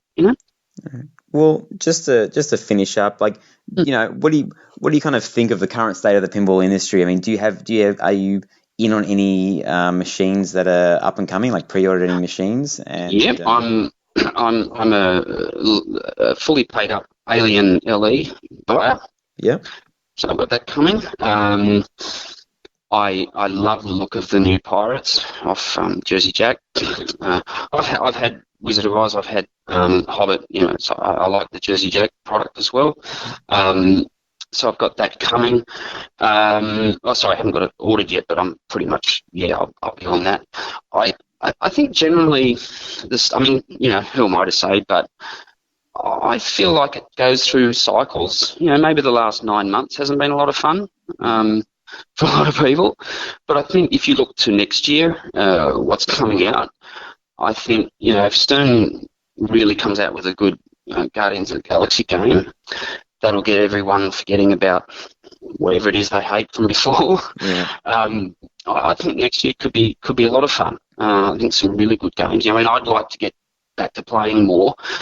All my machines downstairs have got the play fields up and the glass off all the time. So I'm actually looking forward to these great games landing and sort of going to a new level of that link of technology and gravity, which we always, that's everybody in pinball loves the same thing. We all love the idea that it's a mixture of technology and analog. It's gravity working on a ball and all the technology you can throw at that. And I think that's what we all love about it. So if all these guys can get together and keep pushing that sort of boundary, not necessarily one item at a time, who cares about the screen, blah, blah, blah. You don't have to get too specific about it. But if they keep pushing the bounds of how you mix those two things together that we all love, I think it's just going to keep getting better and better. All right, Michael. Well, if anyone wants to buy any of your stuff, where can they find it? Yeah, I have a website, redshiftled.com.au. That's got all my stock on it when I have stock. I'm going through a bit of a dry patch at the moment. I don't have a lot of stock up because everyone's buying your stuff. It's so cool, right? Is that why? Yeah, well, I have actually sold out of stuff. Yes, I couldn't believe it. I thought maybe one day all this stuff that I've got here will sell, and the first sort of early batches of things that I put together have run out.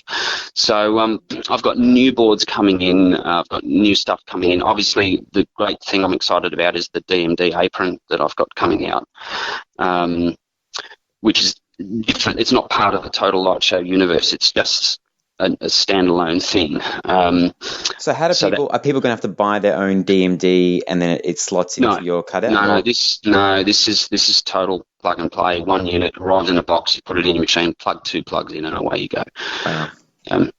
So that's exciting too. So I've got all these things arriving. So there's the website will get restocked probably in about 6 to 8 weeks. And I'll have all my new stuff on there. I'm pushing ramp lights into Iron Man, and I'll have drop target kits available. And we've done the interview at the wrong time. We should have done it in 6 to 8 weeks. No, I'm not a big marketer. Don't get me started down that road. I don't believe in spamming boards with my stuff. I've always thought that if it's good enough, it'll stand on its own feet, and people will find it, and I'll enjoy hunting it down. And I'm really not into the marketing of the whole thing. So I hope that, my hope for what I do is that people just stay interested because the stuff's good enough. And if that's the reason they stay interested, then I'm happy. Cool. All right, Michael. Well, thanks for chatting with us. Well, with me, thank you very much. Marty couldn't join on today, but yeah, we'll catch you around soon. Thanks for being interested. All right. See you, mate. All right. Thanks. Bye. Cheers. See you. So that was the interview with Michael. He's a really nice guy, and if you haven't caught it from the interview, like he's very modest. If I had created something that he created, I'd be spamming the crap out of the forums, getting sales, because he really just does keep to himself, and he's created one thread on Pinside and posts everything in there. But jump on his YouTube channel. I'll link it in the comments. This guy has created some insane stuff for pinball machines, and yeah, if you have his stuff, pass on the message, because as he said, he's not a marketer. He's the tech guy, and he's just doing it in his spare time. So if you like his stuff, jump on his website, redshiftled.com.au, or just find Time Bandit on Pinside and find his threads and check out all his cool stuff there. Fantastic. That's excellent. So what did we do this week in pinball? Well, mainly it was PAX, right? The Penny Arcade Expo. It was the Penny Arcade Expo, the only one out of the United States, as far as I know. And I believe this was probably the third year that we've been there in the retro, or the retro arcade section, or console as well. And I think this year we had 16 pinball machines there. And as we said before, including Pirates of the Caribbean and Dialed In were probably the two showcases, as well as a premium Star Wars, which we will talk about, and a Game of Thrones Pro, which we talked about before. I had 3 of my machines there. I had the Shadow, Doctor Who, and Demo Man. You had... I just have to put one in there. You did. You had your Jurassic Park there. I had my freshly strip clubbed down Jurassic Park, and that was a bit of a surprise because that was very popular. Yeah, I had multiple people. I I've kind of volunteered my services. I'm not sure how useful I was on the first day. I was there on almost all day Friday. You were there for Friday, Saturday, and Sunday, and it was like from 10 a.m. to midnight. So you would go. It was a bit earlier than that. I got there. Yeah. Well, yeah, you had to set up and probably. Well, how many hours sleep did you get then, Marty? Look, it was probably about 6 hours sleep each night. Aim to get there. Like doors opened at 10 o'clock on Friday, closed at 11:30. 10 o'clock on Saturday, closed at 11:30, and then Sunday was 10 till 6. Yeah. So I got the day off on Saturday, and I only was there for a bit on Sunday. But yeah, a lot of people on Friday were coming up to me, and these guys weren't pinball people. They were people that have played pinball before and wanting to join in the fun. And everyone was telling me how much they love Jurassic Park. And this is before they even saw the dinosaur come down and eat the ball. It's just people obviously love the franchise. Obviously, it's been renewed recently. With the Chris Pratt movies, and I don't know, people absolutely adore it. You can sell, if you sell that, don't sell it to a pinball person, sell it to a pinball noob, because they're obviously going to pay more for it, because that's where it's appreciated, right? Well, yeah, and as I said with the whole strip down as well, it's a quite a pretty machine, and it's all LED'd out. The when I bought it, and I only bought it probably about a year ago, the main thing that I really noticed about it was that the playfield was just great, in fantastic condition. I've had to replace LEDs, and I did the whole full rubber kit recently, but it looks great. Underneath is a whole new story. I mean, we kept having sort of wires kept having to resolder the whole time. I mean, of the 16 machines, there was really only 3 machines that the playfield had to come up, and that was one of them, probably about 4 or 5 times, the same issue each time. Well, they're getting absolutely hammered all weekend. Absolutely hammered the entire weekend. That the area that we put on this year, and we were saying it on Friday. We were like, it was packed on Friday, and we were saying, well, this is only Friday. Saturday and Sunday it gets even busier, and it absolutely was busier. But just on Jurassic Park, one thing about it is I think that is a really good example of theme integration. Yeah. Okay. I only played it a couple of times, and I've never properly played the pinball machine before. If you've played Addams Family, you've played Jurassic Park. The rule set is you keep on saying that, but the geometry of the nerd. The geometry of the dinosaur shot, the T-Rex shot, whatever it's called. It's horrible. It's like this weird, this tiny little area that you can get it in. And the only way to feed that upper right flipper shot is to slam it up to that little scoop. It kicks it out. Is that the only way to get? Or through the pops? Yeah, I think through the pops to the left orbit. But what I'm saying is that with Addams Family, really there are only 2 strategies, right? One is to go up the ramp and then into the chair to start a mode. That's exactly the same thing that you do with Jurassic Park. With the greed multi-ball, you light the greed targets and then get it into the bookcase. With Jurassic Park, you hit the stand-up targets that are around the playfield, and there's actually 2 ways you can start multi-ball. You can either get it into the T-Rex hole there, or you can hit the Raptor Pit, which is easier. Is the Raptor Pit the kick out? Yes, it is. Oh my god, that was going straight down the middle almost every time. Yeah, but because I've got the latest code, the homebrew code, it actually gives you a ball save on that kick out from the Raptor, which is cool.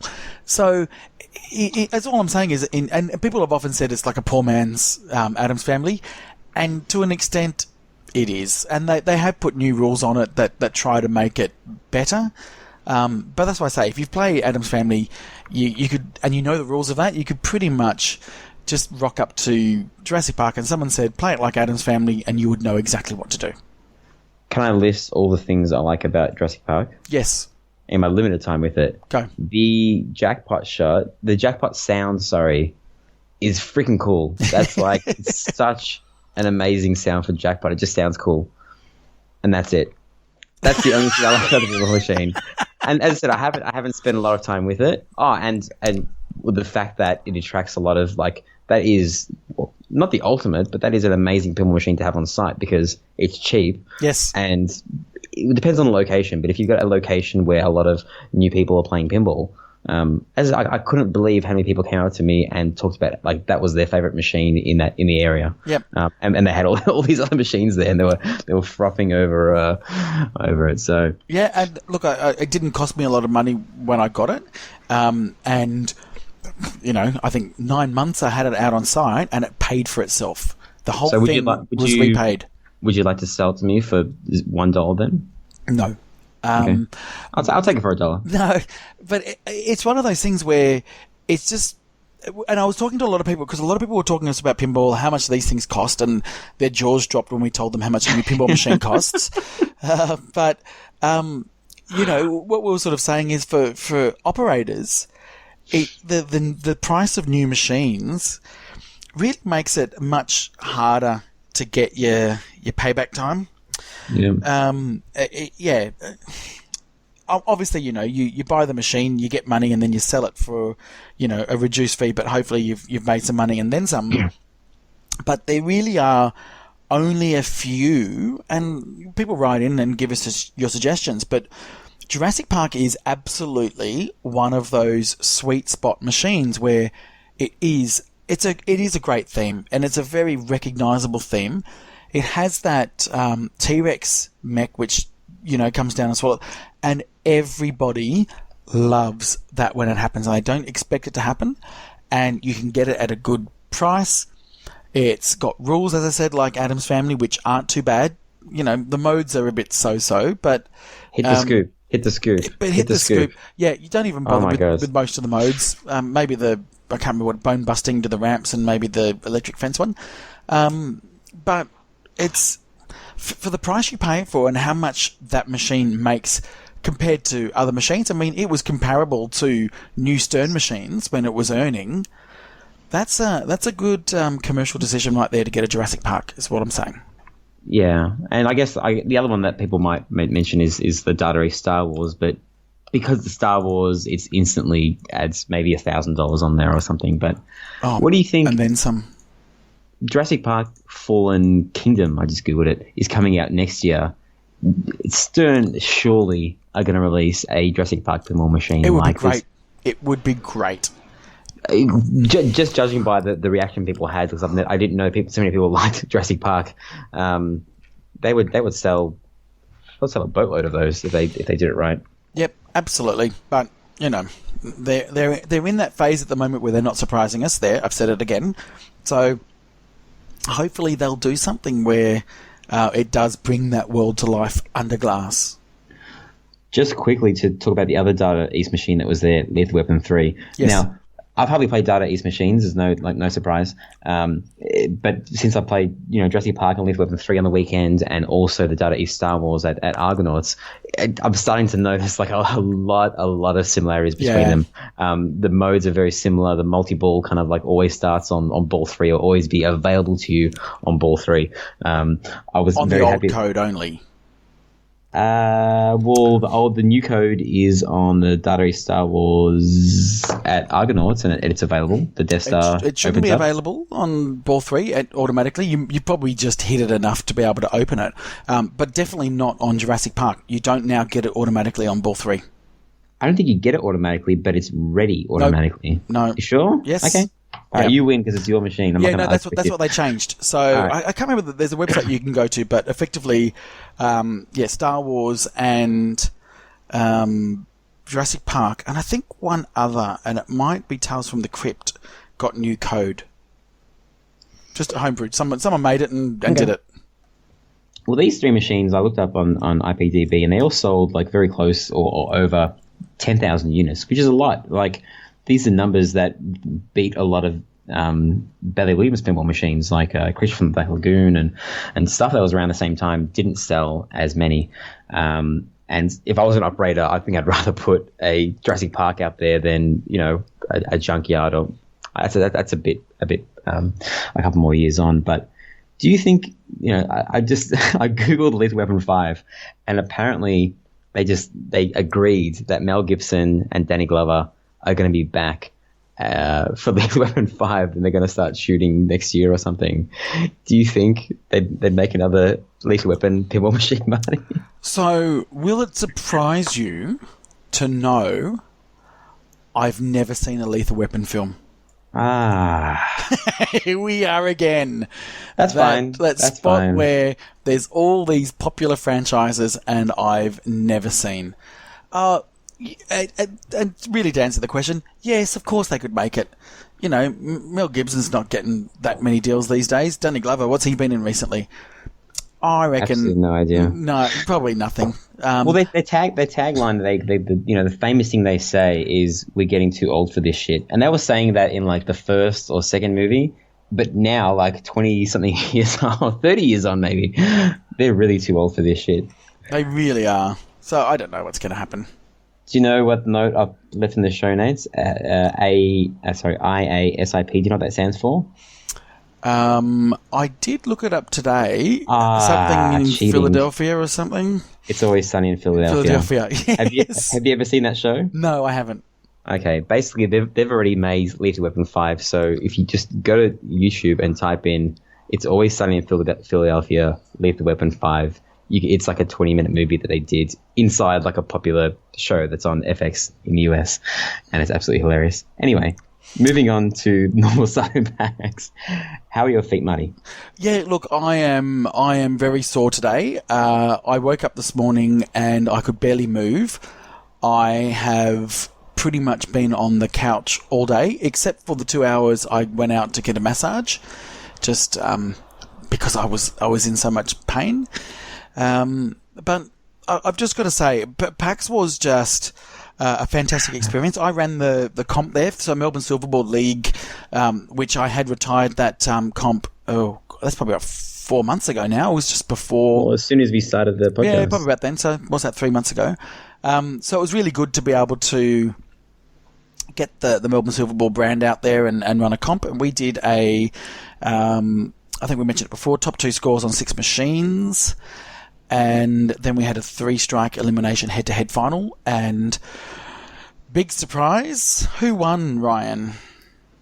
Jordan Treadaway, the unbeatable machine. He really is. The only person that can beat him is someone from his family. So this was what was really cool, right? So Jordan came first. Yes, he came first. But the person that came second was Nathan Treadaway. There's his two brother. of them. There's 2 of them. And it was good. I watched both of them play. And I hope he doesn't mind me saying this. There's a real difference between Jordan and Nathan. And I know this sounds so simple to say. And it's literally 3 years or whatever it is, the age difference that they are. Because Jordan's got a lot more rules knowledge than Nathan. And he's got more advanced flipper skills than Nathan, as far as, you know, drop catching, live catching, and all that kind of stuff. But the skills that Nathan has got already is still far better than most people that are in that tournament. He's that good. So we've all been talking about Jordan Treadaway, and he is the one, and he's now got this giant heavy trophy to add to his collection. But the great news is that Nathan came second, and he gets a big trophy as well. Yeah, I asked Jordan recently, I said, do you have any brothers and sisters? And he said, yeah, I've got a brother. And my follow-up question was, is he into pinball? And he said, kind of, like, he kind of brushed off the question like, not really. So when I saw this little kid at the tournament kicking everyone's ass, I'm like, who is this guy? It's Jordan's brother. And I was like, oh my God, like, that's what, yeah. Anyway, I managed to beat him on, not Jordan, Nathan, on the Stern Indiana Jones, because I said I learned the strategy of backhanding the scoop. Yes. And I'm not sure if he knew that strategy. He went for the 8-ball multi-ball, and I literally I backhanded the scoop over 100 times in the game. Yep. And when you're in a mode, you get 1.1 million per backhand. It's so boring. I know. But I managed to beat him in that game. I almost beat Jordan on Doctor Who. I had 1 strike going into the match with him, and I've seen him just destroy that machine using hula loops. And I went first, and I managed to get 300 130 million or so. That was my final score, which for me is a good score in Doctor Who, and I really should be better at this game, but I'm not. He was at 60 million or so on his last ball, and I walked away saying, I've done the best I can. If I win, I win, but that's a decent score to chase, considering how the machine was set up and whatnot. And well, you watched him, Marty. He just destroyed you. He just destroyed me, and he kept on getting second chances, and I was like, why is his ball save activating? And I googled it, and apparently, if you hit enough, like upper rams, the O in Who, it activates like a small ball save, I believe. I don't know. I went for the destroying the Daleks. Did I say it right? Yes, you did this time. Well done. Yes, thank you, Fabian. I went for that strategy and I did decent. He went for that strategy until the last ball, and then he just did Who loops and 40 million. I know. Until he beat my score, and it's a bit embarrassing going down on your own machine, but it's Jordan Treadaway, so what can you do? and I remember the comment that you've made, and we've said it before, is that in that situation, you're on your last ball. Most people would get a little bit anxious. Maybe they'd fumble their ball. He just stays so cool and calm. It's like it's just another game. Yeah, well, I think you came 7th or 8th or equal 8th. I came equal 8th. I had...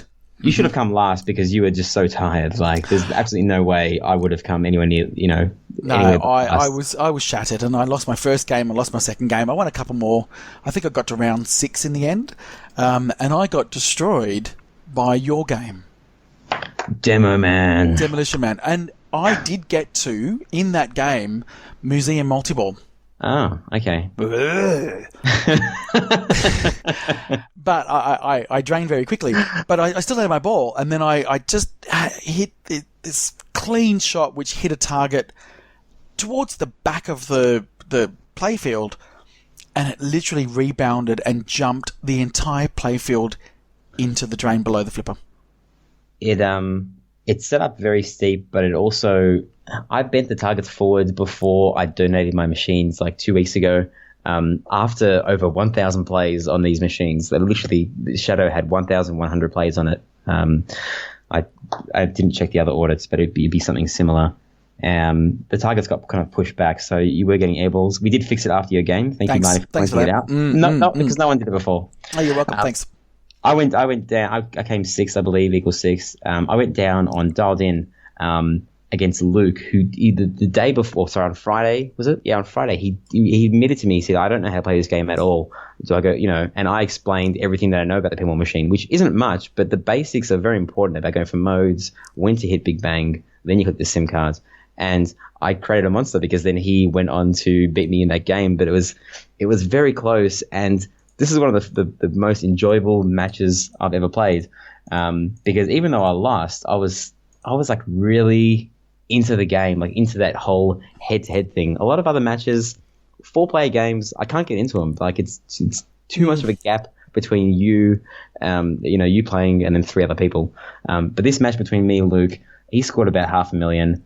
I had Big Bang lit on the first ball, and I spent the first, second, and third ball trying to get it. I managed to start a mode and get Big Bang finally, and then I tilted out, and got within, I think, 20,000 points or so. But by the end, I was sweating. It was a hot day, but I was sweating because I was really like in the moment. So I think I'm one step further into the whole tournament thing. I really enjoyed it. Oh, I'm glad you did, and I like that format, and I've always said I like trying to beat the person I'm playing with rather than trying to get the highest score, because that lends to my more consistent style of play. But obviously, I was just shattered. So when I was knocked out, I was absolutely happy with that, because then I could actually just run the tournament and be tired at the same time and not have to worry about playing. Yeah, well, one other quick story I want to talk about is Lucas came up to me. You went for lunch with Lucas, I believe, on the first day, and you guys took ages to come back, which is fine. We had an hour. Yep. It seemed like more than that, but Lucas came back and he's like, I just have like these big, the big German beers that are like 1 liter. Yep. And I was like, oh my, like I had like 2 of them, and I've had like 13 once when I went to Oktoberfest. And I was like, oh my God, like I've always wanted to drink 1 liter of beer because I got a pretty small frame and I'm not a big drinker. So I went with Jared Mendoza of Facebook fame, my mate Nima, and I think James. I went to drop off the pass to James. So we all 4 of us went there together on our lunch break. And I discovered just how much of a lightweight I was because by the time I got halfway through, my head was like already. I hadn't eaten almost anything that day. My head was feeling it, and I did finish it off under peer group pressure. And man, PAX is fun when you're just normally. Yeah. When you're a little bit tipsy, it's like a dream. Like all these weird people dressed in these weird costumes, and the gamers. So everyone's nice. I went on stage and I was dancing. I went up to like every single person I could take a photo with. I took a photo with. I don't know. I wish I could be in that state at all time, except but not drunk. I just feel like I could be like that happy and that like outgoing all the time. I found a really nice sweet spot. So 1 liter of beer, that's all it takes for me to be, Well, PAX is a great event. PAX is a great event, and it's like Comic-Con but for the gaming industry. So there are a lot of developers there, some very big name developers, but also some indie developers there showing the development of their games and what's coming up. There's PC manufacturers, there's technology there as well. Then there's these gaming sections, so console gaming, retro gaming. We said obviously pinball. But there's also the cosplay element as well. So people are actually dressing up as their favourite gaming characters or fantasy characters. And we will, I'm sure, be linking some pictures in the show notes. It was a great event. And again, we sort of met a lot of people. And because it's a big event, it's the only one that happens in obviously outside of America, and it's in Melbourne. A lot of people from around Australia come to this event, so it was really good to see Nicholas and Rob come back from Queensland, Jason from Sydney, Mark and John also came from Sydney as well. Ivan, yes, yeah, and so many people, and it was really good that they came up and obviously spoke about the podcast, and they were just loving the event. It was such a good event. Yeah, if people don't know what PAX is, look it up. There was literally like, I don't know, there's like 50,000 people there. It's insane. It was very busy. Yep. So loved it. Glad it's over for another year. Sorry. The guy's name is Daniel, not Ivan. I called him Ivan by accident. Daniel, DJ Pinball. I looked it up. I'm horrible with names. Not Ivan is what we're saying. Yeah. So that was PAX. Great event. Thanks to Scott and Lucas who put it together as well. It was just an amazing event. And the other thing that was great was that we had people from the Melbourne pinball community helping us out. Like you and James. And Stacey was there, and all these other people. Jordan, and they were really, really generous with their time, and they were great ambassadors for pinball. But what was also really good, they actually have these enforcers, which are just people that, they sign up to do a shift, and I think they might get a free pass or whatever. But we had, these 3 enforcers. They were just, PAX volunteers in our section, and they just became the best pinball ambassadors. Ben was another one as well. Ben was there. They were just great. They were showing, at the end, people how to play pinball. They were listening to us when we were talking to people about the history of pinball, and then they were relaying that to people.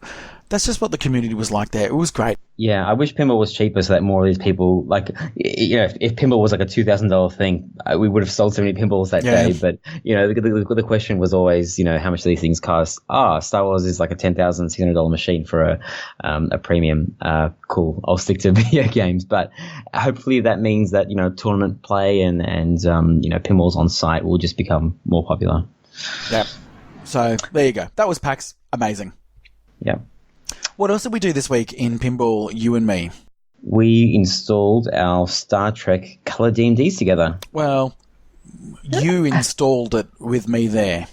Without reading instructions. Without reading instructions and just having making a few mistakes here and there. I'm really bad with reading instructions. I just kind of I look at them for a split second, and then I fill in all the gaps in my head in between. Like, okay, well, it's obviously this, and it wasn't. So it took me longer than normal to do it. But what do you think, mate? I think it looks absolutely amazing. It looks amazing, and I'm a bit biased because I love my Star Trek. Obviously, it's always what I've said, and I said this on the stream on Wednesday night on the Melbourne Silver Ball League Twitch page, that you've got this really sort of blue coloured machine, really, with the limited edition with the blue powder coated rails, whatever it is.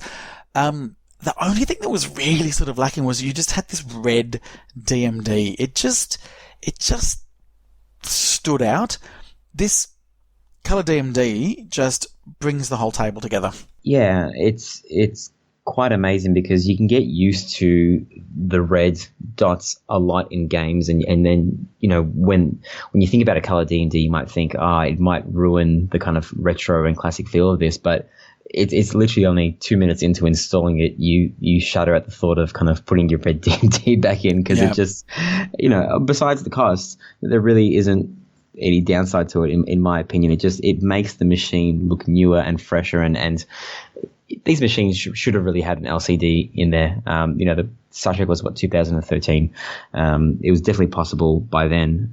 Stern just took until last year to do it. So I found a couple of bugs that I've reported to Randy. But in trying to find more bugs for him to fix, I kind of took the glass off and I was playing through just by activating switches with my fingers.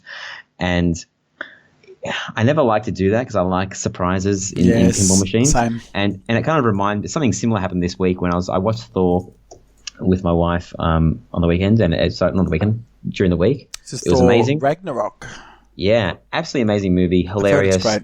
Similar to Guardians of the Galaxy, where it's not taking itself too seriously. It's a new breed of movies where, yes, spoiler alert, people like to have fun when people want to be entertained, and they want to be entertained like it's really super serious. Oh my god, the bad guys are going to come. Anyway, the trailer. If you haven't watched the trailer for Thor and you plan to watch the movie, don't watch it because it spoils so much of the movie. And I did the same thing to Star Trek because I've never been to Enterprise Amok, which is the second wizard mode. I've never been to 5-year mission, but in order to find certain bugs, which I did find bugs, in third level missions, very small bugs, I had to play through them. And Enterprise Amok isn't that great. 5-year mission, even worse. And it sucks because Star Trek level 1 missions and Kobayashi Maru, that in itself is a great pinball machine. And it really could be like an all-time classic, I think, if they spent that much effort in the wizard mode and they spent that much effort in like the away missions and in the second and third level. But I don't know. I think less of the pinball machine now because I've seen, see, it comes back to, I often talk about this whole return on investment, right? How many people are going to get up to Enterprise Amok? I know. What I'm saying is that I no longer feel like I really need to get there because Kobayashi Maru is the best. You should never have done it. You've just ruined it for yourself. I have. That's what I'm saying. I fucked up by trying to help out Randy. No, but now you've poisoned me by telling me that they're crap.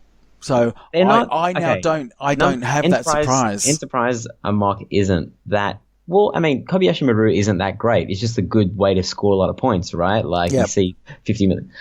Enterprise Amok is harder, so that's why it's not as cool. Sure.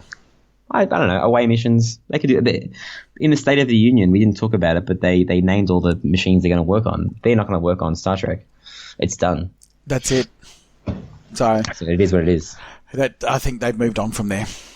Yeah. But speaking of which, so I did stream on Wednesday night the Star Trek with the new colour DMD, and you decided halfway through that we would try to do our own heads-up battle live on Twitch. And I will say from my end, it was an absolute nightmare to set up. I actually had to plug in a webcam, have that webcam pointed to your mobile phone, which your mobile phone was on Well, your mobile phone. On my mobile phone, which was connected to you, which your mobile phone was then facing your DMD. And then we did things where we had to get... We had missions.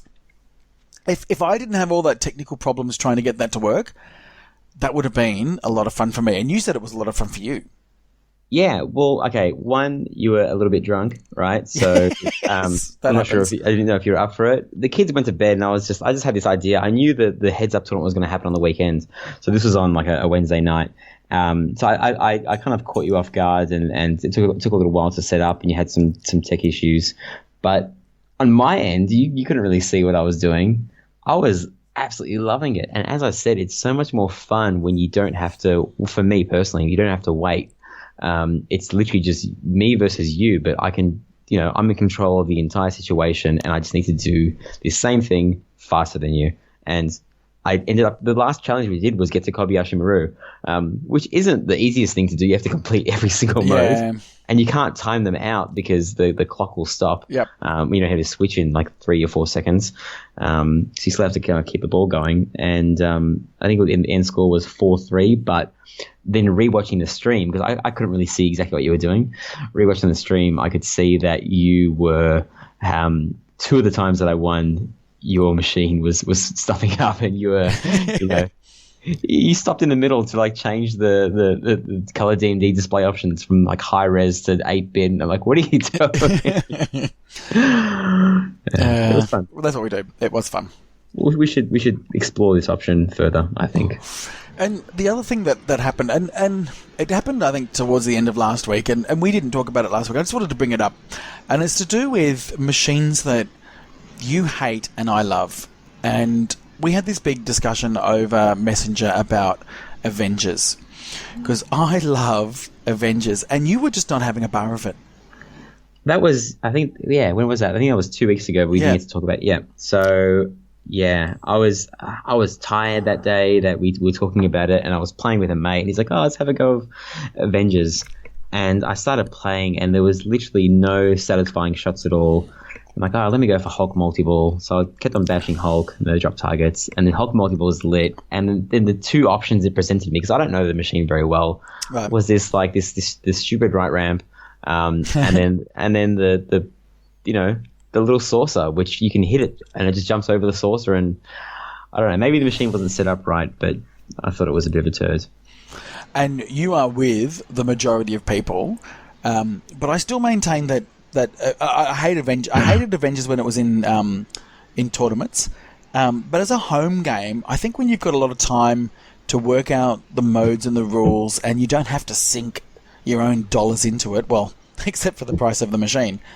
It's actually an enjoyable game. But there are a lot of games out there that are, I think, are polarizing to people. Well, and not just my list, where I just, for some reason, gravitate towards stinkers. Avatar, for sure. Anyway. Jackpot. Should we head to the mailbag? Let's go to the mailbag. So, 2 notes. One is that we've been getting a lot of email. If you email us from the website, so a lot of people have just been filling out the contact form on the website. It's for some reason Gmail's just been sending it straight to spam. So we're going to read out some emails that we've got, I don't know, like maybe a month ago or something. So if you've emailed us and we haven't responded or haven't read it out, it's probably because it got lost in the spam and automatically deleted. The second note is that this is a thank you to all the people that have contacted me about planning my trip to the Texas Pinball Festival next year. Kevin Manny dropped a line on Messenger, and I've got about 3 or 4 emails. And one person is actually lived in New York, I believe, which is where I was planning to go. And he's coming to Argonauts this week. So I'll be talking to him in line while I wait for my games. I'm going to be talking about my trip with someone that lived in the US for 10 years, which is pretty cool. That's awesome. Yeah. Good. So do you want to start off, Marty? Okay, so the first email we'll read out is from Pat Nichols. So, hi, Pat. I know Pat quite well. This was a while ago, right? Yeah, this is one of the ones that was lost in time. So he says, hi guys, listening to Riser talking about a pinball competition where he goes over what happened on a particular game. That was the one where where something happened and all you could think about was that game. Okay, yeah. Yeah, and he said, got me thinking about a comp I was in a few years ago at the Coogee Diggers. It was the final four of the Coogee Marathon, and the final four were myself, Greg Jones, PJ, he says just in case we haven't talked about him this episode, and Frank Boner from France. It was best of 5 games with points 4-2-1-0 Papa style. So played Adams, Star Trek, Doctor Who, Mustang, and the final game on Hurricane. Going into the last game, the points were Frank was on 9, PJ was on 7, Greg was on 6, and Pat was on 6. So it was pretty close. Anyone had a chance to win depending on the players' results. Frank was first and he had a shocker. PJ also had a shocker. Greg got up to about 4 million, which is nothing on that game. I was last player and needed to make 500,000 to win. It was basically the skill shot. So what happened was he bricked the skill shot and drained straight away. Went from possibly winning to 4th in one shot. So Greg won on 10 points, Frank on 9, PJ on 8, and Pat on 8. But he said that in that particular format, the higher qualifier actually gets the ranking instead of doing a playoff. So he came 4th, and he said that game still haunts me to this day.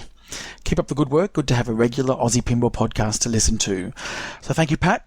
Glad that we could finally read out your email. Thanks, mate. All right, next up we have Derek. And this is another email that was lost in time. So this is regarding to Demolition Man. So I've been listening to the podcast over the past few weeks at work. Heard about you guys from the Slam Tilt podcast. Thanks, Ron. Thanks, Bruce. Really funny stuff. Really funny stuff like the Demolition Man collabs, which sound exactly like that. You also say the truth and really don't hide the things which I love. The whole podcast is really Chris Hemsworth and Russell Crowe with sexy Australian accents. So which one? Are you Chris Hemsworth or Russell Crowe? I don't know. With a deeper voice. They got nice voices. I hate my voice. My voice sounds... I don't have a radio voice. You know what? If you can compare us to Chris Hemsworth and Russell Crowe any day. I don't care. Take either one. Wait, is Chris Hemsworth, is he Thor? Yes. Okay, I'm Thor then. You can be Russell Crowe. Right, just like that. Hey, isn't Russell Crowe, doesn't he like a lot of alcohol? Yeah, sure. Okay, that's you. He's also a lot older, so okay, fair enough. Done. Okay. I look forward to it every week, and it takes me from my first break to lunch as I weld. I wish I could catch your stream more often, but unfortunately, when it's 5 a.m. here, EST, it's 8:30 p.m. your time. Just wanted to say keep up the fantastic work and throw another shrimp on the barbie, mate. That's what we say all the time. We are constantly, like, every moment of spare time, I am putting a shrimp on the barbie. Yeah. The cool thing about Marty's streams is that they get saved on Twitch, so you can go back and watch them, but it is that just extra bit more fun when you get to talk to Marty while he's streaming and while he's drunk playing people. Yeah, I think some people... In fact, actually, someone did come up to me on the over at PAX and said, I watch you on the podcast and I've watched you drink a lot of gin. I'm like, oh, God, is that what I'm known for? Yeah, so be it. Anyway, so a more recent email, so from Michael Higgins. Hello, Michael. He does watch the stream, as you can hear. He says, I've listened to this week's podcast. Once again, a great listen. Thought I would email and say how much I enjoy the podcast and thanks you guys for the effort. Also a fan of the Melbourne Super Bowl streams, which I try to catch every Wednesday and Sunday. Thank you, you do. I don't play much pinball here in Queensland, but I own an EM, which is a card whiz, which I enjoy. It's hard managing a family, plus work and chores. I can get my fix watching the stream of some awesome games. Anyway, keep up the good work and look forward to future podcasts and streams. Thanks, Michael. Really do appreciate it. And again, I like the fact that Michael comes on the stream and he's somebody that does really interact on chat. So that's awesome. Cool. That's about it. That's what we've got. Oh, maybe just one more. You did ask last week about pinball injuries, and we did get one from our good friend Wayne from Mr. Pinball. Said that his tech is a guy called Spiros. We met Spiros. Cut his nose and got a black eye on the Wizard of Oz topper when the head was folded down when he lifted the pinball trolley. And the leg leveler got caught on a step and tipped over, which pinned Wayne to the door frame and knocked the wind out of him. The things that you do, Wayne, to provide us fantastic pinball enjoyment. So thank you for that. What was your pinball injury, Marty? Because I didn't let you. Remember mine? Remember I said one was going to be really lame? My pinball injury was Papa this year, where I played pinball non-stop for 4 days, and I couldn't move my arms, like literally my arms, for 24 hours after. You couldn't move them at all? I couldn't lift them up. What were you doing to the machines, Marty? Don't you just use your index finger or your middle finger to go back and forth? Oh, Ryan, that's not how you play pinball. It was my forearms. My forearms will always get fatigued, and 4 days of non-stop. And that was after being in New York, where we played a lot of pinball as well. So you know what I discovered this week, Marty? What's that? When I was playing in Dialed In, if you scream at the pinball machine, it won't do what you want it to do.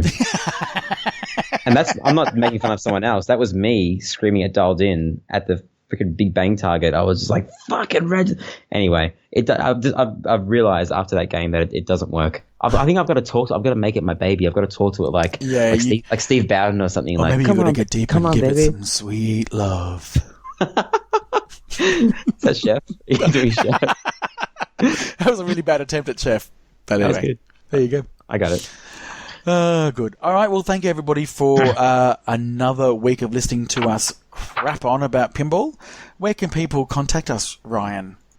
Find us on our website, head2headpinball.com. That's head, the number 2 head, pinball.com. There you'll find links to our Facebook, where you can just search for Head2Head Pinball on Facebook, Twitter, Instagram. Please subscribe to us on iTunes. If you're listening to us for the first time, click subscribe on the podcast app, or if you're on Android, use something like Podcast Republic or Stitcher or whatever, Google Play. It's a lot easier if everything automatically downloads, because we do get almost half of our listens like immediately on the first day. So I think half the people that listen are subscribed, and then it trickles on for the rest of the day. But we do thank all of our listeners. Our numbers have been going up every week, and the funny thing is that when the numbers go up, people go back and they listen to all the podcasts. We can see that we've got these really cool stats that track everything. Yep. And like episode 3, which hardly had any listens, is now like just towering up. So yeah, absolutely. And also thanks everybody for the feedback that you give us, and the feedback that we got from at PAX and also at Flip Out the week before. We're getting a new machine announced from Stern this week. Pirates of the Caribbean, we've now played 2 weekends in a row. We got to play Dialed In again over the weekend. I didn't touch on that, but with the new code, I got a lot more of that. I just think right now it is a fantastic time to be in the pinball community. It is just great. I'm really enjoying it. I know you're enjoying it, and we hope that everybody out there is enjoying it as well. That's right. There's a lot of different facets about the pinball hobby, and as long as you choose the right one and the one that brings you happiness, the number one tip is just don't dive too deep into it. Don't get burnt out. And pinball is the world's best hobby. It really is. All right. We done? We are done. Am I singing you out? Do you want to? Do you want me to sing some Snoop Dogg to you? Yes, please. Can you? Okay, all right. I will sing Snoop Dogg if you promise to censor me out, because I'm going to be, swearing. Okay, well, I'm going to be talking about, Snoop Dogg. He's a bit of a sexist, right? Sure. I'm not a sexist, but I listen to... Anyway, you promise you'll censor me out? I'll do my best. Okay. Go. We're back now, Jack Off Hour. This is DJ Easy. On W right now, some new from Snoop Dogg. This one goes out to all the ladies from all the guys. A big bow wow wow. Because we're going to make a little mystery here tonight. This is DJ Easy on the station that slaps you across your with a fat. Is that actually a song? It's the intro to a song. The song is 10 times worse. Oh, I am not editing any of that out.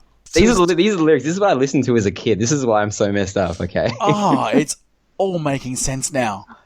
Oh, well, if people were going to be offended by us, they're going to be offended by us now. Hopefully they didn't listen all the way to the end. Anyway. All right, guys. Have a good week. Bye. Bye.